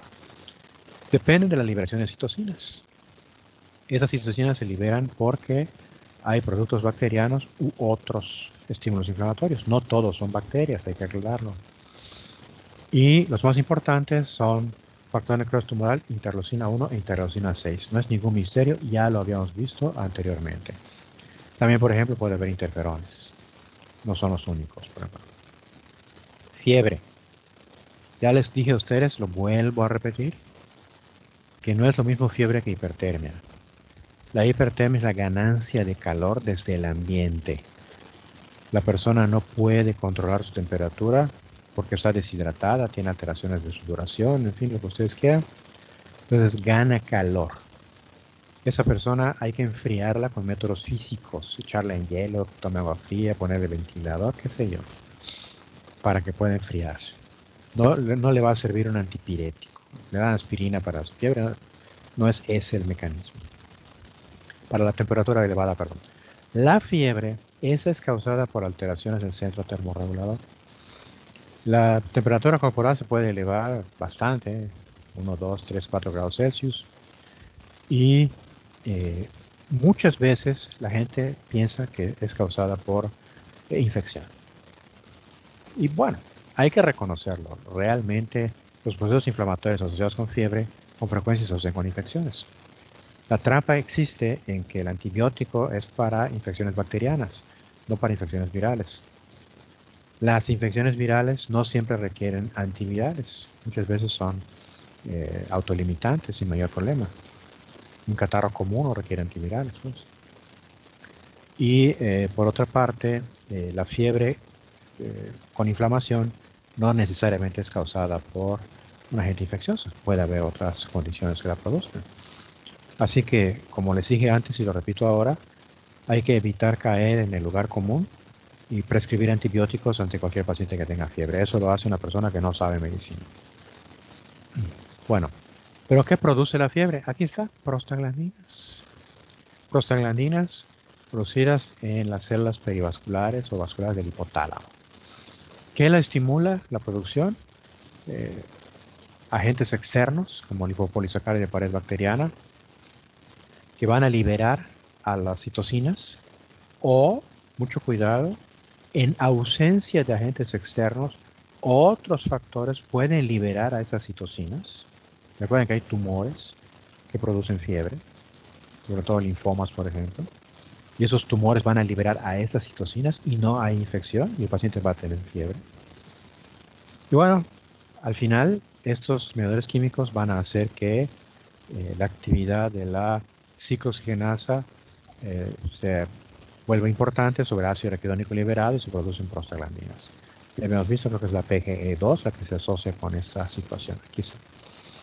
Así que la PGE2 estimula a ciertos neurotransmisores que reajustan el punto de control del centro termorregulador y la persona comienza a generar calor a partir de hiperactividad muscular, en fin, visceral, lo que pueda. Y esto se controla con medicamentos que reduzcan o inhiban la síntesis de prostaglandinas, como la aspirina. Y lo tienen. Sencillísimo. Ya ven qué fácil es la medicina cuando uno tiene todo eso presente. Bueno, además de la fiebre están las proteínas de fase aguda que ya les había comentado a ustedes. Las proteínas de fase aguda son marcadores de la inflamación, pero también pueden considerarse auxiliares del cuerpo en el proceso inflamatorio. O sea, no solamente sirven para decir hay inflamación, sino que pueden tener una acción útil durante el proceso inflamatorio. Se encuentran en el plasma y la mayoría se producen en el hígado. Y lo que vamos a observar es que la cantidad de proteína en el plasma se incrementa en la inflamación. Por lo tanto, son útiles para evaluar si hay inflamación activa o no. Y tenemos, por ejemplo, a la proteína C reactiva, al fibrinógeno y el amiloide sérico A, o SAA. Proteína de amiloide sérico A. La interleucina 6 para proteína C reactiva y fibrinógeno, y la interleucina 1 para el factor nervioso tumoral o la proteína de amiloide sérico son los factores que estimulan su producción. La proteína C y el amiloide sérico se unen a la pared bacteriana y actúan como opsoninas. ¿Se acuerdan ustedes que las opsoninas clásicas son C3b, factor de complemento, y anticuerpos, sobre todo IgG? Así que aquí tienen otras opsoninas, y eso es pregunta de examen, para que no lo vayan apuntando. Y estas moléculas se unen a la cromatina cuando ya está fragmentada, destruida la célula, y eso permite que se aclare, que se eliminen los restos de núcleo, lo cual es muy importante, porque si se quedaran los restos de núcleo, podrían presentarse anticuerpos contra elementos nucleares, y tendríamos entonces enfermedades con anticuerpos antinucleares, como lupus eritematoso, enfermedad de Sjögren y otras más. Así que es muy importante este tipo de moléculas. El fibrinógeno es otro tipo de molécula que incrementa y ha servido para una prueba de valoración que es la velocidad de sedimentación globular. Todavía mucha gente lo pide cuando se trata de enfermedades inflamatorias crónicas, pero según he leído ya no sirve porque es muy confusa y tiene muchas variables que lo afectan. Entonces no vale la pena pedir la velocidad de sedimentación globular como una prueba de evaluación de inflamación. Tenemos a la hepcidina, otra, que reduce la disponibilidad de hierro y se relaciona con la anemia con deficiencia de hierro en pacientes con inflamación crónica. Y aquí hay que explicar, ¿y el hierro para qué? Bueno, por un lado, aunque aquí sí creo que no es lo importante, recuerden que el hierro participa en la reacción de Fenton, entonces habría menos opciones de tener especies reactivas de oxígeno. Pero si estamos hablando de una enfermedad infecciosa, necesitamos el hierro para que haya más especies reactivas y que maten a los bichos. Entonces esa no es la razón probablemente. ¿Cuál sí sería la razón? Recordemos que la inflamación crónica con frecuencia se asocia con infecciones. Ahí está la respuesta. La mayoría de las bacterias, no sé si todas, pero la mayoría requieren hierro para proliferar. Así que si yo secuestro al hierro, le estoy quitando a la bacteria la oportunidad de dividirse. Va a tener más complicaciones para que pueda dividirse y con eso puedo controlar hasta cierto punto la proliferación bacteriana. Así que las enfermedades inflamatorias crónicas asociadas con infecciones que no se han curado, tuberculosis crónica, pueden presentar los enfermos una anemia con deficiencia de hierro. No cualquier deficiencia de hierro, porque hay anemia por deficiencia de hierro porque el paciente no tiene hierro, y anemia de la enfermedad crónica en la cual se secuestra el hierro. Son diferentes, pero eso es de hematología. No son iguales, por ejemplo. Y bueno, ¿para qué sí nos sirve esto? Para controlar la inflamación, les decía a ustedes. ¿En qué sentido? Tengo un paciente con una enfermedad inflamatoria crónica, por ejemplo, artritis reumatoide, y quiero saber si está respondiendo al tratamiento o si el paciente está tomando su medicina, como debe ser. Entonces, mido el nivel sérico de la proteína C reactiva, y hay una otra más, creo que es procalcitonina, que se usa más todavía, aunque en ciertas circunstancias. Y bueno, la proteína C reactiva, y entonces si está muy elevado es señal de que el paciente tiene actividad de la enfermedad, tiene inflamación presente. Y si está en niveles normales, pues voy a pensar que se ha controlado la inflamación. Entonces, si tengo un paciente con una enfermedad autoinmune que necesito controlar, porque mientras hay inflamación sigue la destrucción del tejido. Si encuentro que tiene algunas de esas moléculas, de esas proteínas elevadas en suero, lo que voy a hacer es ajustar el tratamiento, elevar la medicina o cambiar a otro medicamento para poder controlar la inflamación. Y cuando yo encuentre que esos marcadores han disminuido a niveles normales, yo supondré que la inflamación se ha controlado y que mi paciente ya está en condiciones adecuadas. Esa es la idea de este tipo de situaciones. Y tomaron de otro texto, aquí tiene una lista de diversas proteínas de fase aguda para que vean que no son los únicos. Ceruloplasmina. ¿Se acuerdan que el cobre también participa en la reacción de Fenton? Aptoglobina, que se une a la hemoglobina. Alfa-1 antitripsina, la proteína C reactiva que ya conocen. La proteína que se une a manosa, también participa en la ozonización. Alfa-1 macroglobulina, etc. Nada más de cultura general, ¿no? Lo que va a salir en el examen es lo que está en su libro, no esto, pero para que no los apantallen ustedes por allá.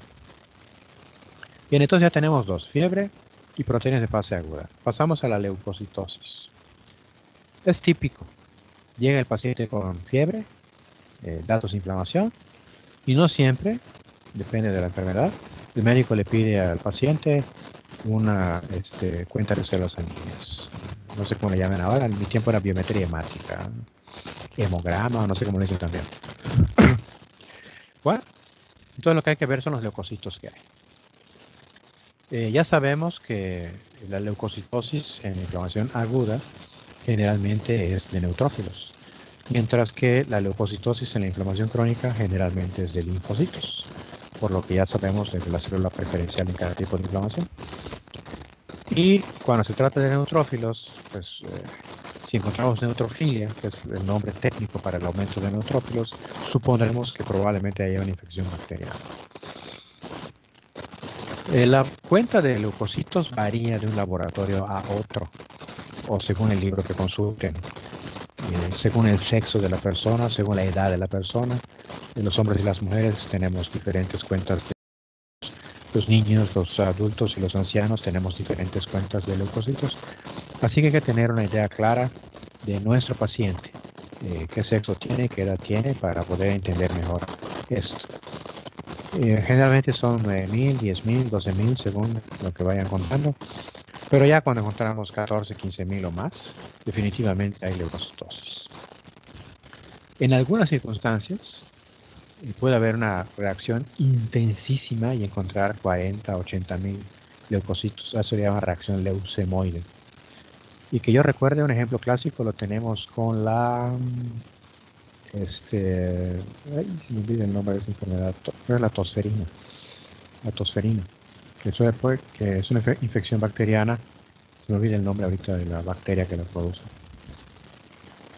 Es bacteria, creo que sí. La Bordetella pertussis, doctor.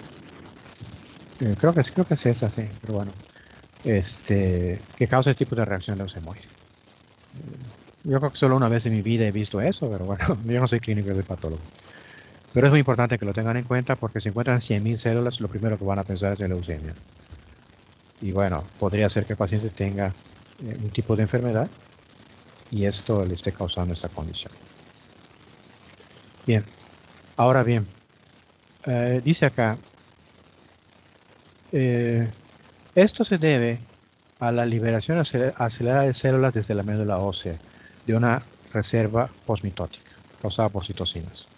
Lo puse en rojo porque a ustedes les expliqué en una clase previa que hay 3 fuentes de leucocitos. Los leucocitos de la sangre periférica, que son pocos, pero están allá al momento. Bueno, tardan varias horas en aparecer, depende de los minerales químicos, ¿no? Pero son los primeros en llegar. Segundo, la fosa esplácnica. Los leucocitos que están en las venas con la circulación lenta de las vísceras. Y tercero, de la médula ósea. Es posible que en la médula ósea haya también una reserva de leucocitos ya maduros listos para salir, correcto. Pero en términos generales, la médula ósea tiene que responder con factores de proliferación para que aparezcan más leucocitos. Y esto suele ser leucocitos jóvenes. Y esto nos lleva a esa situación que lamentablemente no suelen explicar en muchos textos. La leucocitosis se puede entender de varias maneras para que se comprenda mejor la situación. Es el aumento del número de células, correcto. Pero no solo es el número, también hay que ver qué linfocitos son los que aumentan. Y podemos tener linfocitosis o podemos tener neutrofilia, en el sentido de que en la linfocitosis son linfocitos, habitualmente es inflamación crónica o infecciones virales, como ven acá, ya lo habíamos comentado. Y si es neutrofilia, pues pueden ser infecciones bacterianas. Ahora puede haber eosinofilia, y esto es en alergias o en parásitos. Hasta ahí la situación. Pero también, aún dentro de los neutrófilos hay sus cuentas, hay su chiste. Por ejemplo, los neutrófilos son estas células, ¿ven el cursor? Ven el dibujito con un núcleo segmentado que tiene varios lóbulos. Aquí tiene 1, 2, 3, 4, 5, 6 lóbulos. Cuando tiene 3 lóbulos, es inmaduro. El maduro es el que tiene 5 o 6 lóbulos. Y si tiene 2 lóbulos, pues ya de plano no. Y aquí es una banda. Estas son formas inmaduras. Y aquí ya tenemos metamielocitos, mielocitos, mieloblastos, en fin, formas primitivas. ¿Qué importancia tiene esto? Si yo tengo una infección leve y de poco tiempo de duración, las dos cosas, infección leve y de poco tiempo, no voy a requerir que se formen nuevas células. Con las células que ya están circulando y con las células de las fosas de reserva, entonces veré neutrofilia o leucocitosis con neutrofilia con una desviación a la derecha. A la derecha quiere decir que son células maduras. Aquí está, es mi derecha, no la otra cosa, es mi derecha, a la derecha. Conforme la infección dure más tiempo, significa que hay que formar más células. Y si la infección, además de ser muy prolongada, es muy intensa, esto va a obligar a que salgan células inmaduras. Recordarán que en una clase previa les hacía la historia de que los leucocitos son como policías, los neutrófilos, por ejemplo. Entonces, hay policías que están circulando en su moto, en su patrulla, son los neutrófilos circulantes, son los primeros que llegan al lugar. Y luego, no lo estoy seguro porque no soy policía, pero bueno, imagino que hay unos acuartelados en el cuartel de la policía. Nomás por si se ofrece, pues. Entonces, que se agarraran unos pandilleros en algún lugar, entonces van los que están circulando, pero llaman a los que están en el cuartel, y esos llegan un poco más tarde. Entonces, pero son maduros porque están bien entrenados, están preparados, y no hay problema con ello. Son los leucocitos que están aquí a la derecha. Pero imagínense, ojalá que nunca ocurra en nuestro lugar, en Yucatán, que hay un disturbio social grave, profundo, como ocurrió en Chile hace unos meses. La gente se alebresta, salen a quemar allá edificios, a asaltar tiendas, en fin, una cosa terrible. Entonces ya la policía no es suficiente y tienen que jalar a los cadetes, por ejemplo. No están preparados, pero tienen que entrar. De algún lugar tiene que salir gente que ayude a controlar a la población allá alterada. Y entonces de la médula ósea saldrán formas inmaduras, entonces decimos que hay una desviación a la izquierda. Así que si yo encuentro neutrofilia con desviación a la izquierda, me está hablando de que hay formas inmaduras circulando, y eso significa que es una inflamación que ha durado mucho tiempo y que es muy intensa, con profunda destrucción de neutrófilos, que requiere que formas inmaduras estén saliendo. Y esto se puede confundir con leucemia en ocasiones, ¿no? Hay que tener mucho cuidado. Pero bueno, este es un ejemplo de la gravedad. Por si algún día escuchan esto de desviación a la izquierda o a la derecha, ahí lo tienen ustedes. Bueno, ¿alguna duda o pregunta hasta acá? Nada, bueno. Ahora bien, resulta que en raras ocasiones la inflamación produce leucopenia, o sea, reduce la cantidad de linfocitos circulantes. Y esto puede ocurrir con la fiebre tifoidea, la salmonelosis, con algunos virus y riquezas y algunos protozoarios. Entonces, no vayan a pensar ustedes, el paciente tiene 5.000 leucos, no está infectado. Ah, para nada, al contrario.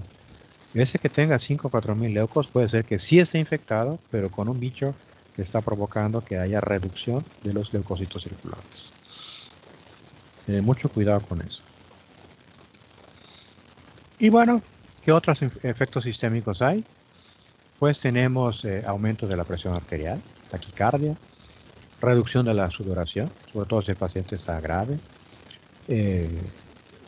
Esto es como se llama, tiene un nombre, escalofrío. El paciente siente frío aunque haya calor ambiental, pero esa es la idea. Estremecimientos, temblorinas, anorexia, les había comentado a ustedes. Algunos de los mediadores químicos son neurotransmisores que reducen el apetito. Y no se sorprende si un paciente en estado grave no quiere comer, simplemente no tiene ganas de comer. Por supuesto, dependiendo del tipo de enfermedad, de la duración de la enfermedad, el médico tendrá que considerar darle suplemento alimenticio de alguna forma. Somnolencia, también hay neurotransmisores que reducen la actividad de la sustancia gris central, alrededor del acueducto, etcétera, que regula el estado de alerta, de tal suerte que la persona se la pase durmiendo. Así que si ustedes tienen a un paciente enfermo que está durmiendo y que no quiere comer, pues no lo fastidien. Digo, un día o 2, 3 días que la persona esté en relax y que no se alimente mucho, tome un poco de agua, de sopa o lo que sea, ya estuvo suficiente. Ya luego se compone, no hay problema. Claro, si es un paciente grave, hospitalizado, que de plano está tan grave que no tiene ganas de comer y se la pasa durmiendo, bueno, obviamente hay que hacer algo por él, no puede uno quedarse viéndolo nada más. Así que se necesita sabiduría, se necesita buen sentido para saber qué hacer con los pacientes. Y el malestar general, esa sensación de que está uno acabado, mal, pues se siente uno fatal, es otra forma de consideración causada también por estas situaciones. Bien, el caso más grave de la inflamación sistémica lo tenemos en el choque séptico. En este caso hay bacterias circulantes, inclusive la septicemia, y se pueden estar reproduciendo en la sangre las bacterias. Y esto hace que haya cantidades impresionantes de estos factores, de esas citocinas, factor necrosis tumoral, interleucina 1, lo cual va a producir, ahora sí, los cambios que ya les había comentado en el dibujo que vimos la clase pasada, la coagulación intravascular diseminada, la resistencia a la insulina con hiperglucemia y la disfunción miocárdica que produce reducción del gasto cardíaco que lleva a choque con hipotensión. Estos son los 3 cambios que vemos acá. Y a esto se le conoce como choque séptico. Y es gravísimo. Se puede tratar al paciente y aún así la mortalidad es bastante alta. En los mejores lugares del orden del 20%. Y con eso terminamos inflamación. ¿Dudas, preguntas, aclaraciones, comentarios, reclamaciones o lo que fuera? Nada.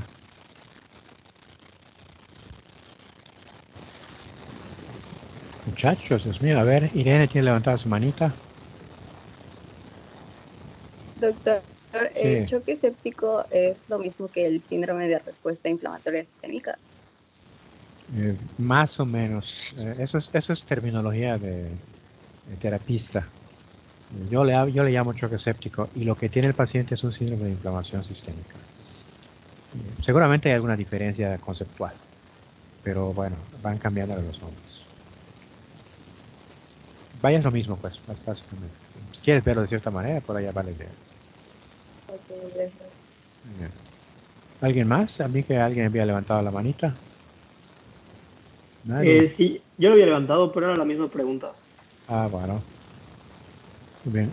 Hay enfermedades muy curiosas. Por ejemplo, los cardiólogos ahora hablan de una enfermedad coronaria y no sé cuántas cosas dicen ellos, ¿no? Ya se me olvidó el nombre.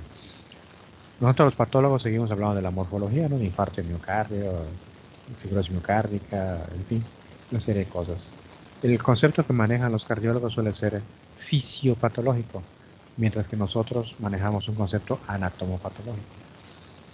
Cuando hablamos de choque séptico, yo puedo ver la coagulación intravascular diseminada, puedo ver los cambios en los tejidos, y para mí es choque séptico. Y probablemente el terapista le llame de una manera fisiopatológica, de la forma en que ustedes usan bien. Subí, no los había subido, así que no lo han visto ustedes, unos archivos en la parte de reparación. Y como todavía nos quedan unos minutos, 26 minutos, pues vamos a comenzar con reparación. No importa que no lo hayan visto, de todas maneras, Sospecho que algo de lo que vamos a ver ahora no está en su libro tampoco. En fin. Retomamos la idea. La inflamación sirve para eliminar células muertas e iniciar la reparación. Así que, lógicamente, si ya vimos inflamación, ¿cuál es el tema que sigue? Reparación. Eso es una secuencia, pues, reparación. La reparación no es la inflamación. Hay que recordarlo, es diferente de la inflamación, aunque se sobrepone, como ya la hemos visto. De hecho, podemos decir que la reparación comienza mientras todavía hay inflamación. Como lo quieren ver ustedes, se los voy a insistir a ustedes. Bien, aquí empezamos con un problema de terminología. Ya les he dicho que hay palabras que tienen sentido único en patología, como la inflamación crónica y aguda, que no tiene nada que ver con el tiempo. Se los insisto y se los seguiré diciendo. Es morfológico. En la clínica sí le van a dar el sentido de tiempo, ¿no? Y si no lo hacen, creo que su profesor los va a reprobar, ¿no? ¿Cómo que la inflamación aguda es la que puede durar 3 años? Es que me lo dijo el doctor Medina de patología. Está loco el doctor Medina. Aquí, si dura 3 años, es crónica. Bueno, estoy fantaseando. No sé si vaya a ser así o no. Pero no me sorprendería que eso pasara. Pero para nosotros los patólogos, se los insisto. Si veo neutrófilos es aguda y me vale sombría. Si tiene un mes, un año, 5 años o lo que sea. Y es crónica si tiene linfocitos, si tiene destrucción del tejido, etcétera, y no me importa si acaba de empezar. Esa es la importante. Y bueno, ¿y qué ocurre dejando la inflamación en paz? Con la reparación. Bueno, como ustedes pueden ver, aquí hay terminología que a mí se me dificulta un poco traducirla, ¿no? Reparación, healing, sería como curación. Y luego dice restauración del tejido. Y en realidad son términos complicados. Voy a comenzar a explicárselos. Luego hay un dibujo más adelante. Si están viendo los dibujitos a un lado, cuando lleguemos a esta imagen donde está el cursor, la 5, la diapositiva 5, ahí se los voy a explicar con detalle. La familia completa, el proceso completo lo llamamos reparación. Pero en realidad tiene dos partes que son diferentes. Una consiste en la restauración, la recuperación de la función normal. Algo muy importante. A esto le podemos llamar de varias maneras. Por de pronto le podemos llamar regeneración. Por de pronto, regeneración. Y la otra forma de reparación es aquella en la cual no se recupera la función, sino lo que ocurre es depósito de tejido fibroso, que tiene dos versiones, cicatrización y fibrosis. Ya algo habíamos visto en una clase pasada, lo vamos a ver ahora. Repito una vez más. El concepto de reparación involucra la reparación del daño. O sea, estoy usando la misma palabra en la definición, lo cual es incorrecto. La reparación significa que nos vamos a recuperar del daño. Voy a usar otra palabra, recuperar del daño. ¿Cómo? Por un lado, me recupero con la función completa. Y por otro lado, me recupero sin la función del órgano dañado. Lo que va a haber es depósito de tejido fibroso y este tejido fibroso no tiene la función del órgano dañado. Esa es la idea fundamental. ¿Dónde viene el problema? Que mientras que el primer grupo, aquel en el cual se recupera la función, le vamos a llamar regeneración. Al segundo grupo, aquel en el cual no se recupera la función, también se llama reparación, como el grupo completo. De tal suerte que cuando hablamos de reparación, a veces no sabemos si vamos a hablar de todo el tema o solo de una parte del tema. Yo aquí es donde procuro usar las palabras precisas para no meternos en líos. ¿A qué me refiero con esto? Que la palabra reparación la voy a limitar exclusivamente a aquellas situaciones en las cuales el tejido se recupera del daño sin recuperar su función. Luego les explico cómo. Bueno, con tejido fibroso, pues. Mientras que la regeneración es la recuperación del daño con la recuperación de la función. ¿Sí queda clara la idea? La confusión surge porque se usa la misma palabra para dos cosas diferentes. Para el concepto completo o para una parte del concepto.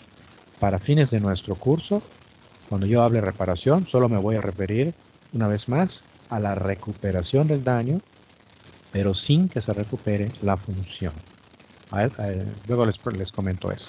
Y aquí tienen regeneración, lo que les decía a ustedes. La regeneración significa que el tejido regresa a su estado normal. Ejemplo para que no se me confundan. Se fueron a la playa, bueno, ahora que está temporada de COVID, espero que no hayan ido a la playa.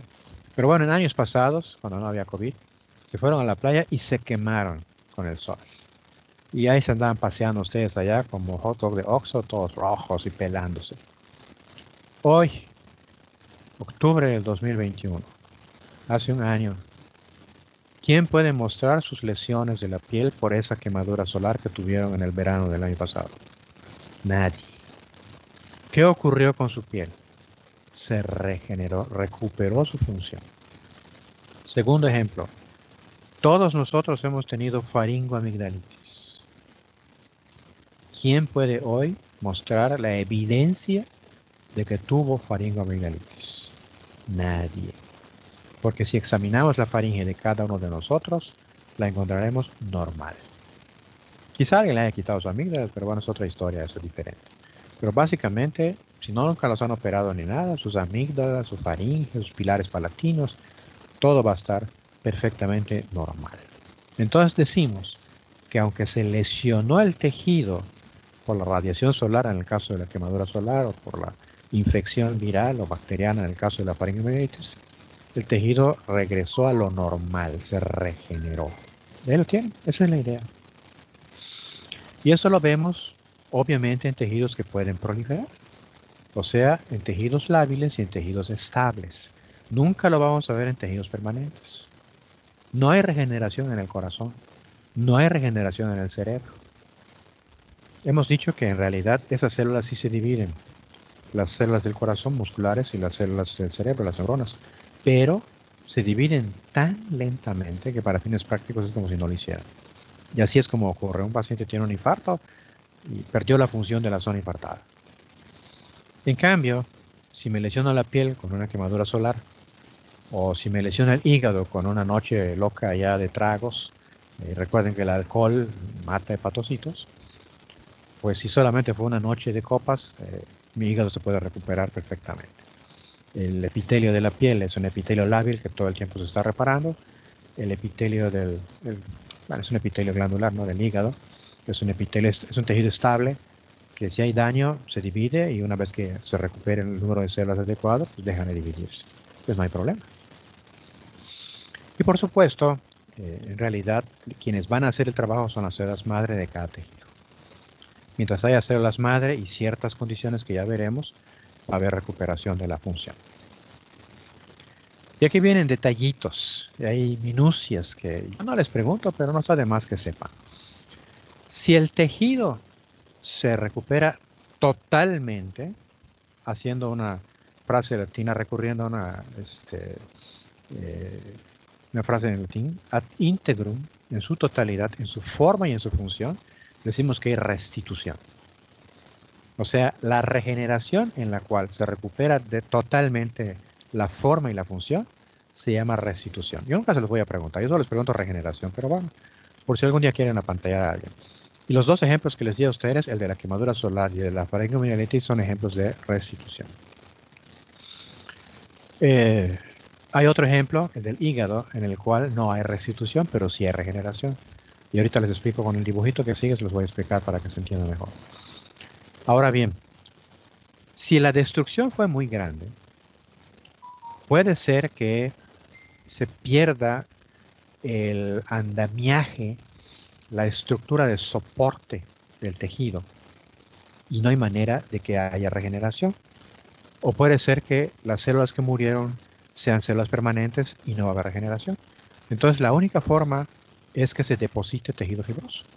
A eso se le llama reparación. Entonces vuelvo a repetir con la idea de que no se me confundan. Hay daño tisular. Me recupero del daño tisular. Si recupero mi función completa, es regeneración. Si recupero mi función y mi forma completa, como si nunca hubiera pasado nada, es restitución. Si recupero mi función completa, pero no necesariamente la forma completa, solamente es regeneración. Si no quieren meterse en líos, digan regeneración para todo y se acabó, santa paz. Lo importante es que se recupera la función completa. Eso es lo importante. Si la forma se recupera completa o no, es irrelevante. Que se recupere la función. Ya se acabó el problema. Pero, si hay destrucción del tejido y no hay manera de recuperar la función, lo único que queda es llenar el hueco donde estaba el tejido que se murió con tejido fibroso. A eso le vamos a llamar reparación. Y la reparación tiene dos formas. Bueno, tres si ustedes quieren, pero ahorita vamos a ver dos formas.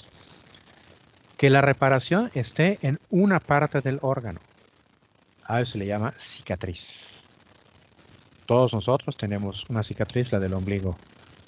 Ahí estaba pegado nuestro cordón umbilical.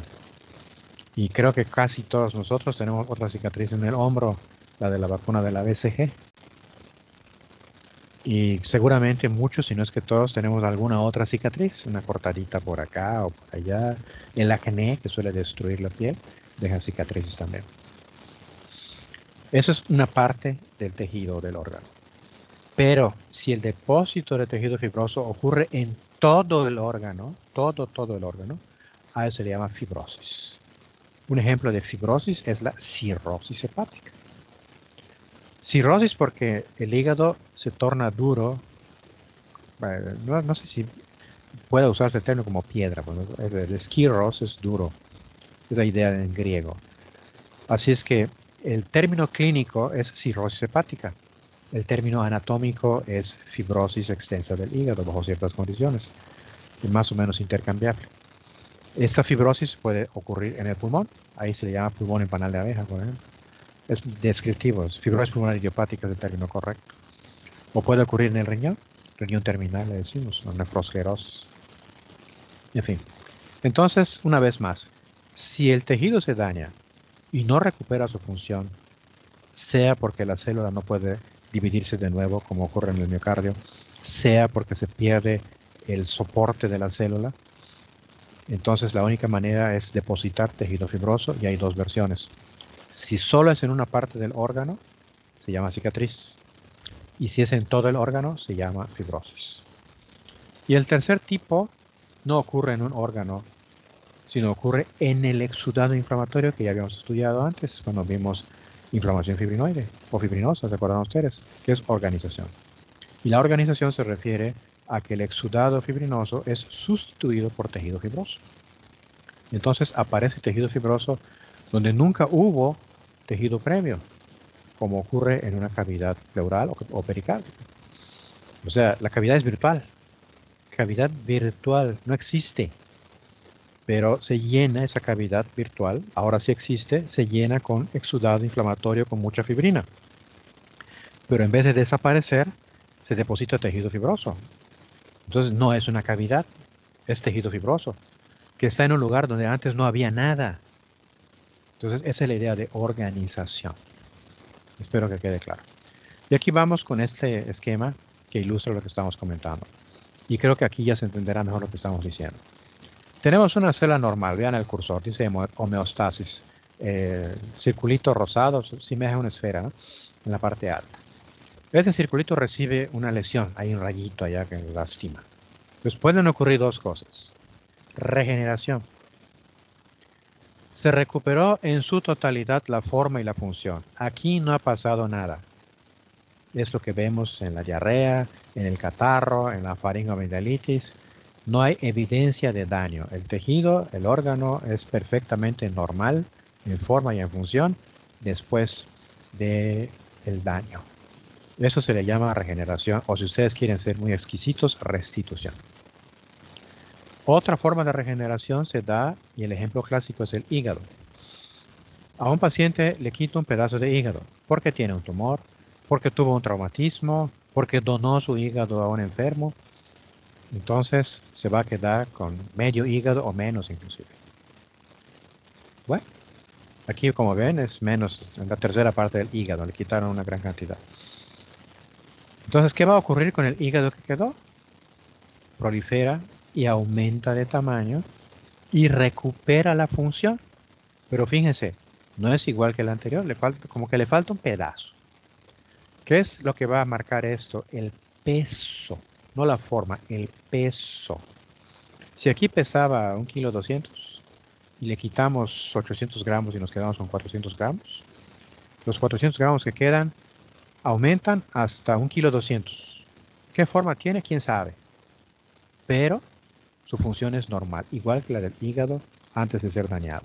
Esto también es regeneración y no tiene otro nombre que yo sepa, es regeneración. Ahora, en estos dos casos, en la recuperación completa en forma y en función, o en la recuperación completa de la función, no de la forma, lo que me importa es que se recupere la función completa. Si quedó medio chueco, medio torcido, la verdad no me importa. La función es lo que me importa. Y si funciona bien, se acabó la historia, me olvido de esto, punto. Nuestro estudio se va a enfocar a esta parte, a la reparación como tal. Así que, dicho lo de regeneración hasta aquí, aquí lo vamos a dejar si me acuerdo bien, ya no vamos a avanzar. Vamos del otro lado. Aquí tenemos una lesión en un órgano que no puede dividir sus células. Corazón, un infarto. ¿Y cómo se va a llenar el hoyo? Con tejido fibroso. Dado que es una parte del órgano, aquí ven el resto, está normal, entonces es una cicatriz. Es cicatrización, aquí dice herida, wound. Es un error, bueno, los gringos lo dicen así, nosotros en español diríamos cicatrización. Cicatriz es el tejido fibroso. Cicatrización es la formación del tejido fibroso. Y la cicatrización es una forma de reparación. Ahora bien, sucede que el órgano tiene una enfermedad difusa. Todo el órgano está dañado. El ejemplo clásico es cirrosis hepática. Cuando uno toma los tragos y se daña el hígado, no se daña el lóbulo derecho y el izquierdo queda a salvo para nada. Todo el hígado se daña. Entonces en el alcohólico vamos a encontrar lesión en todo el hígado. Si estoy súper gordo y tengo esteatosis hepática asociada a la obesidad, todo el hígado se va a dañar. No es que una parte sí y el otro no. Todo el hígado. Y si esa inflamación dura el tiempo suficiente, habrá fibrosis en todo el órgano. Entonces no vamos a hablar de cicatrización, vamos a hablar de fibrosis. Y según el órgano es el nombre que recibe la fibrosis. En el caso del hígado, esa fibrosis se va a llamar cirrosis hepática. ¿Hasta aquí alguna duda o pregunta, aclaración o comentario? Si no hay preguntas, aquí vamos a terminar. Les voy a explicar esta, o sea, no nos vamos a ir, pero esta va a ser la última de esta clase. Bien, para volver a aclarar el punto. Aquí tienen ustedes un dibujo de hígado de cerdo. Y eso siempre me causa risa que lo pongan en los libros de medicina, porque no sé por qué lo hacen así. En ningún hígado humano vemos esta forma hexagonal al corte transversal del acino hepático, del globulillo hepático. Y menos con 6 espacios porta con tríada portal en cada uno. Eso es en el cerdo. En el ser humano, cuando mucho, tiene 3. Pero bueno, dibujito de chapa que no sé quién lo hizo. Y vemos un recuadro. Y en el recuadro vemos la tríada portal, el conducto biliar, la arteria y la vena. Y las placas de hepatocitos. Nunca digan trabéculas, son placas de hepatocitos. Y aquí lo dice en algún lugar. Acá lo dice tejido conectivo. Con ojo de águila, aquí donde va el cursor, ven unas rayitas negras, que son fibras reticulares. Son el esqueleto de tejido conectivo que mantiene a los hepatocitos en su lugar. Entonces, primera situación. Tenemos un daño hepático inducido por alcohol, por ejemplo. Se mueren los hepatocitos. O hepatitis A, no la B ni la C, la A. Bueno, la B y la C, la B se puede uno recuperar en muchas ocasiones, en la C creo que no. Pero a la A, porque la A no pasa a cirrosis nunca. Que yo sepa. Entonces, se mueren los hepatocitos. Pero se conserva el esqueleto. Aquí lo tienen, se conserva el esqueleto de fibras reticulares. Así que cuando los hepatocitos que sobrevivieron se vuelvan a dividir, van a saber cuál es su lugar. Y el hígado regresa a lo normal. Se regenera. Es más, podemos decir que se restituye porque queda exactamente igual. Vean este dibujito, está igualito que el otro. Los dos son igualitos. Recuperación completa en función y en forma. No hay problema. Pero aquí hay una lesión grave. Acá hubo destrucción del órgano, un infarto. Son raros en el hígado, pero hay infartos. O un absceso. Bueno, se murieron los hepatocitos y se destruyó el estroma, el soporte.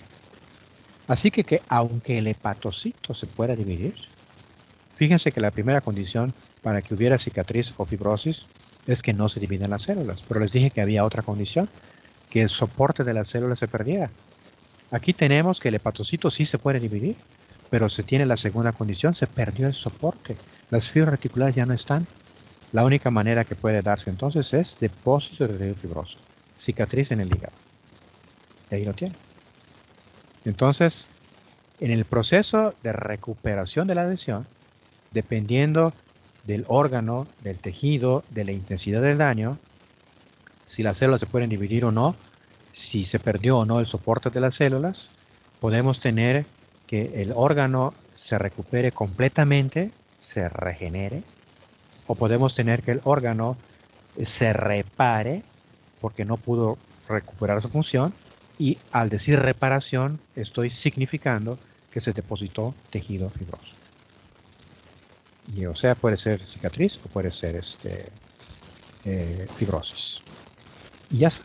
Ahí lo tienen ustedes. Y aquí terminamos esta clase y continuaremos la próxima. Los archivos ya están en Teams para aquellos que lo necesiten. Y aprovechamos los 4 minutos que nos quedan para las preguntas que hubiera, si es que hay alguna. ¿Dudas, aclaraciones, comentarios? Nada, muchachos. Reclamaré mi premio como el mejor profesor de la facultad, dado que nadie hace preguntas. Nada. Una manita de Frida, a ver. Frida, ¿te escuchamos? Tu micrófono, Frida, está apagado. Nada. ¿Será que picó su manita y no se fijó? Doctor, yo tengo una pregunta. Sí, escucho. En lo que alcancé a leer en la diapositiva que mostró, sí, como que tiene importancia el daño de la matriz para decir si ocurre regeneración o reparación. Así es. Por supuesto que es importante, claro. Doctor, una pregunta. Sí. Entonces, ¿la inflamación crónica siempre termina como fibrosis o cicatrización? No. La inflamación crónica no te lleva a cicatrización, te lleva a fibrosis. Y solo te lleva a fibrosis si tarda muchísimo tiempo, años. ¿Cuántos años? No lo sé, pero muchos años. Una persona puede tener esteatohepatitis, por ejemplo, un obeso, y puede estar gordo durante 10, 15, 20 años y no significa que vaya a tener cirrosis. Si además de obeso es alcohólico, pues entonces ya tienes más daño y ese sí puede terminar con cirrosis. El alcohol no es indispensable para terminar con cirrosis, hago la aclaración. Hay personas que tienen deficiencias enzimáticas, por ejemplo de alfa-1-antitripsina, que les lleva a tener daño crónico en el pulmón, e inflamación persistente que no se recupera de él, y esto le puede llevar a tener fibrosis extensa. Y hay formas idiopáticas, como la fibrosis pulmonar idiopática, que no sabe uno qué la produjo. Se supone que es una enfermedad autoinmune. Algún antígeno presente en el pulmón produce una inflamación ocasionada por la respuesta inmunológica, y esto va a llevar a destrucción paulatina y masiva de todo el pulmón, de los dos pulmones de hecho. Y el paciente termina muriendo por ello, por insuficiencia respiratoria. ¿Alguna otra pregunta? Sí aclaré la duda. Sí, doctor, gracias. Bien. ¿Alguien más desea preguntar alguna otra cosa? Pues si no hay otra pregunta, los invito a ver los archivos que faltan. Voy a subir, si no hoy, mañana, otros más archivos a patología vascular.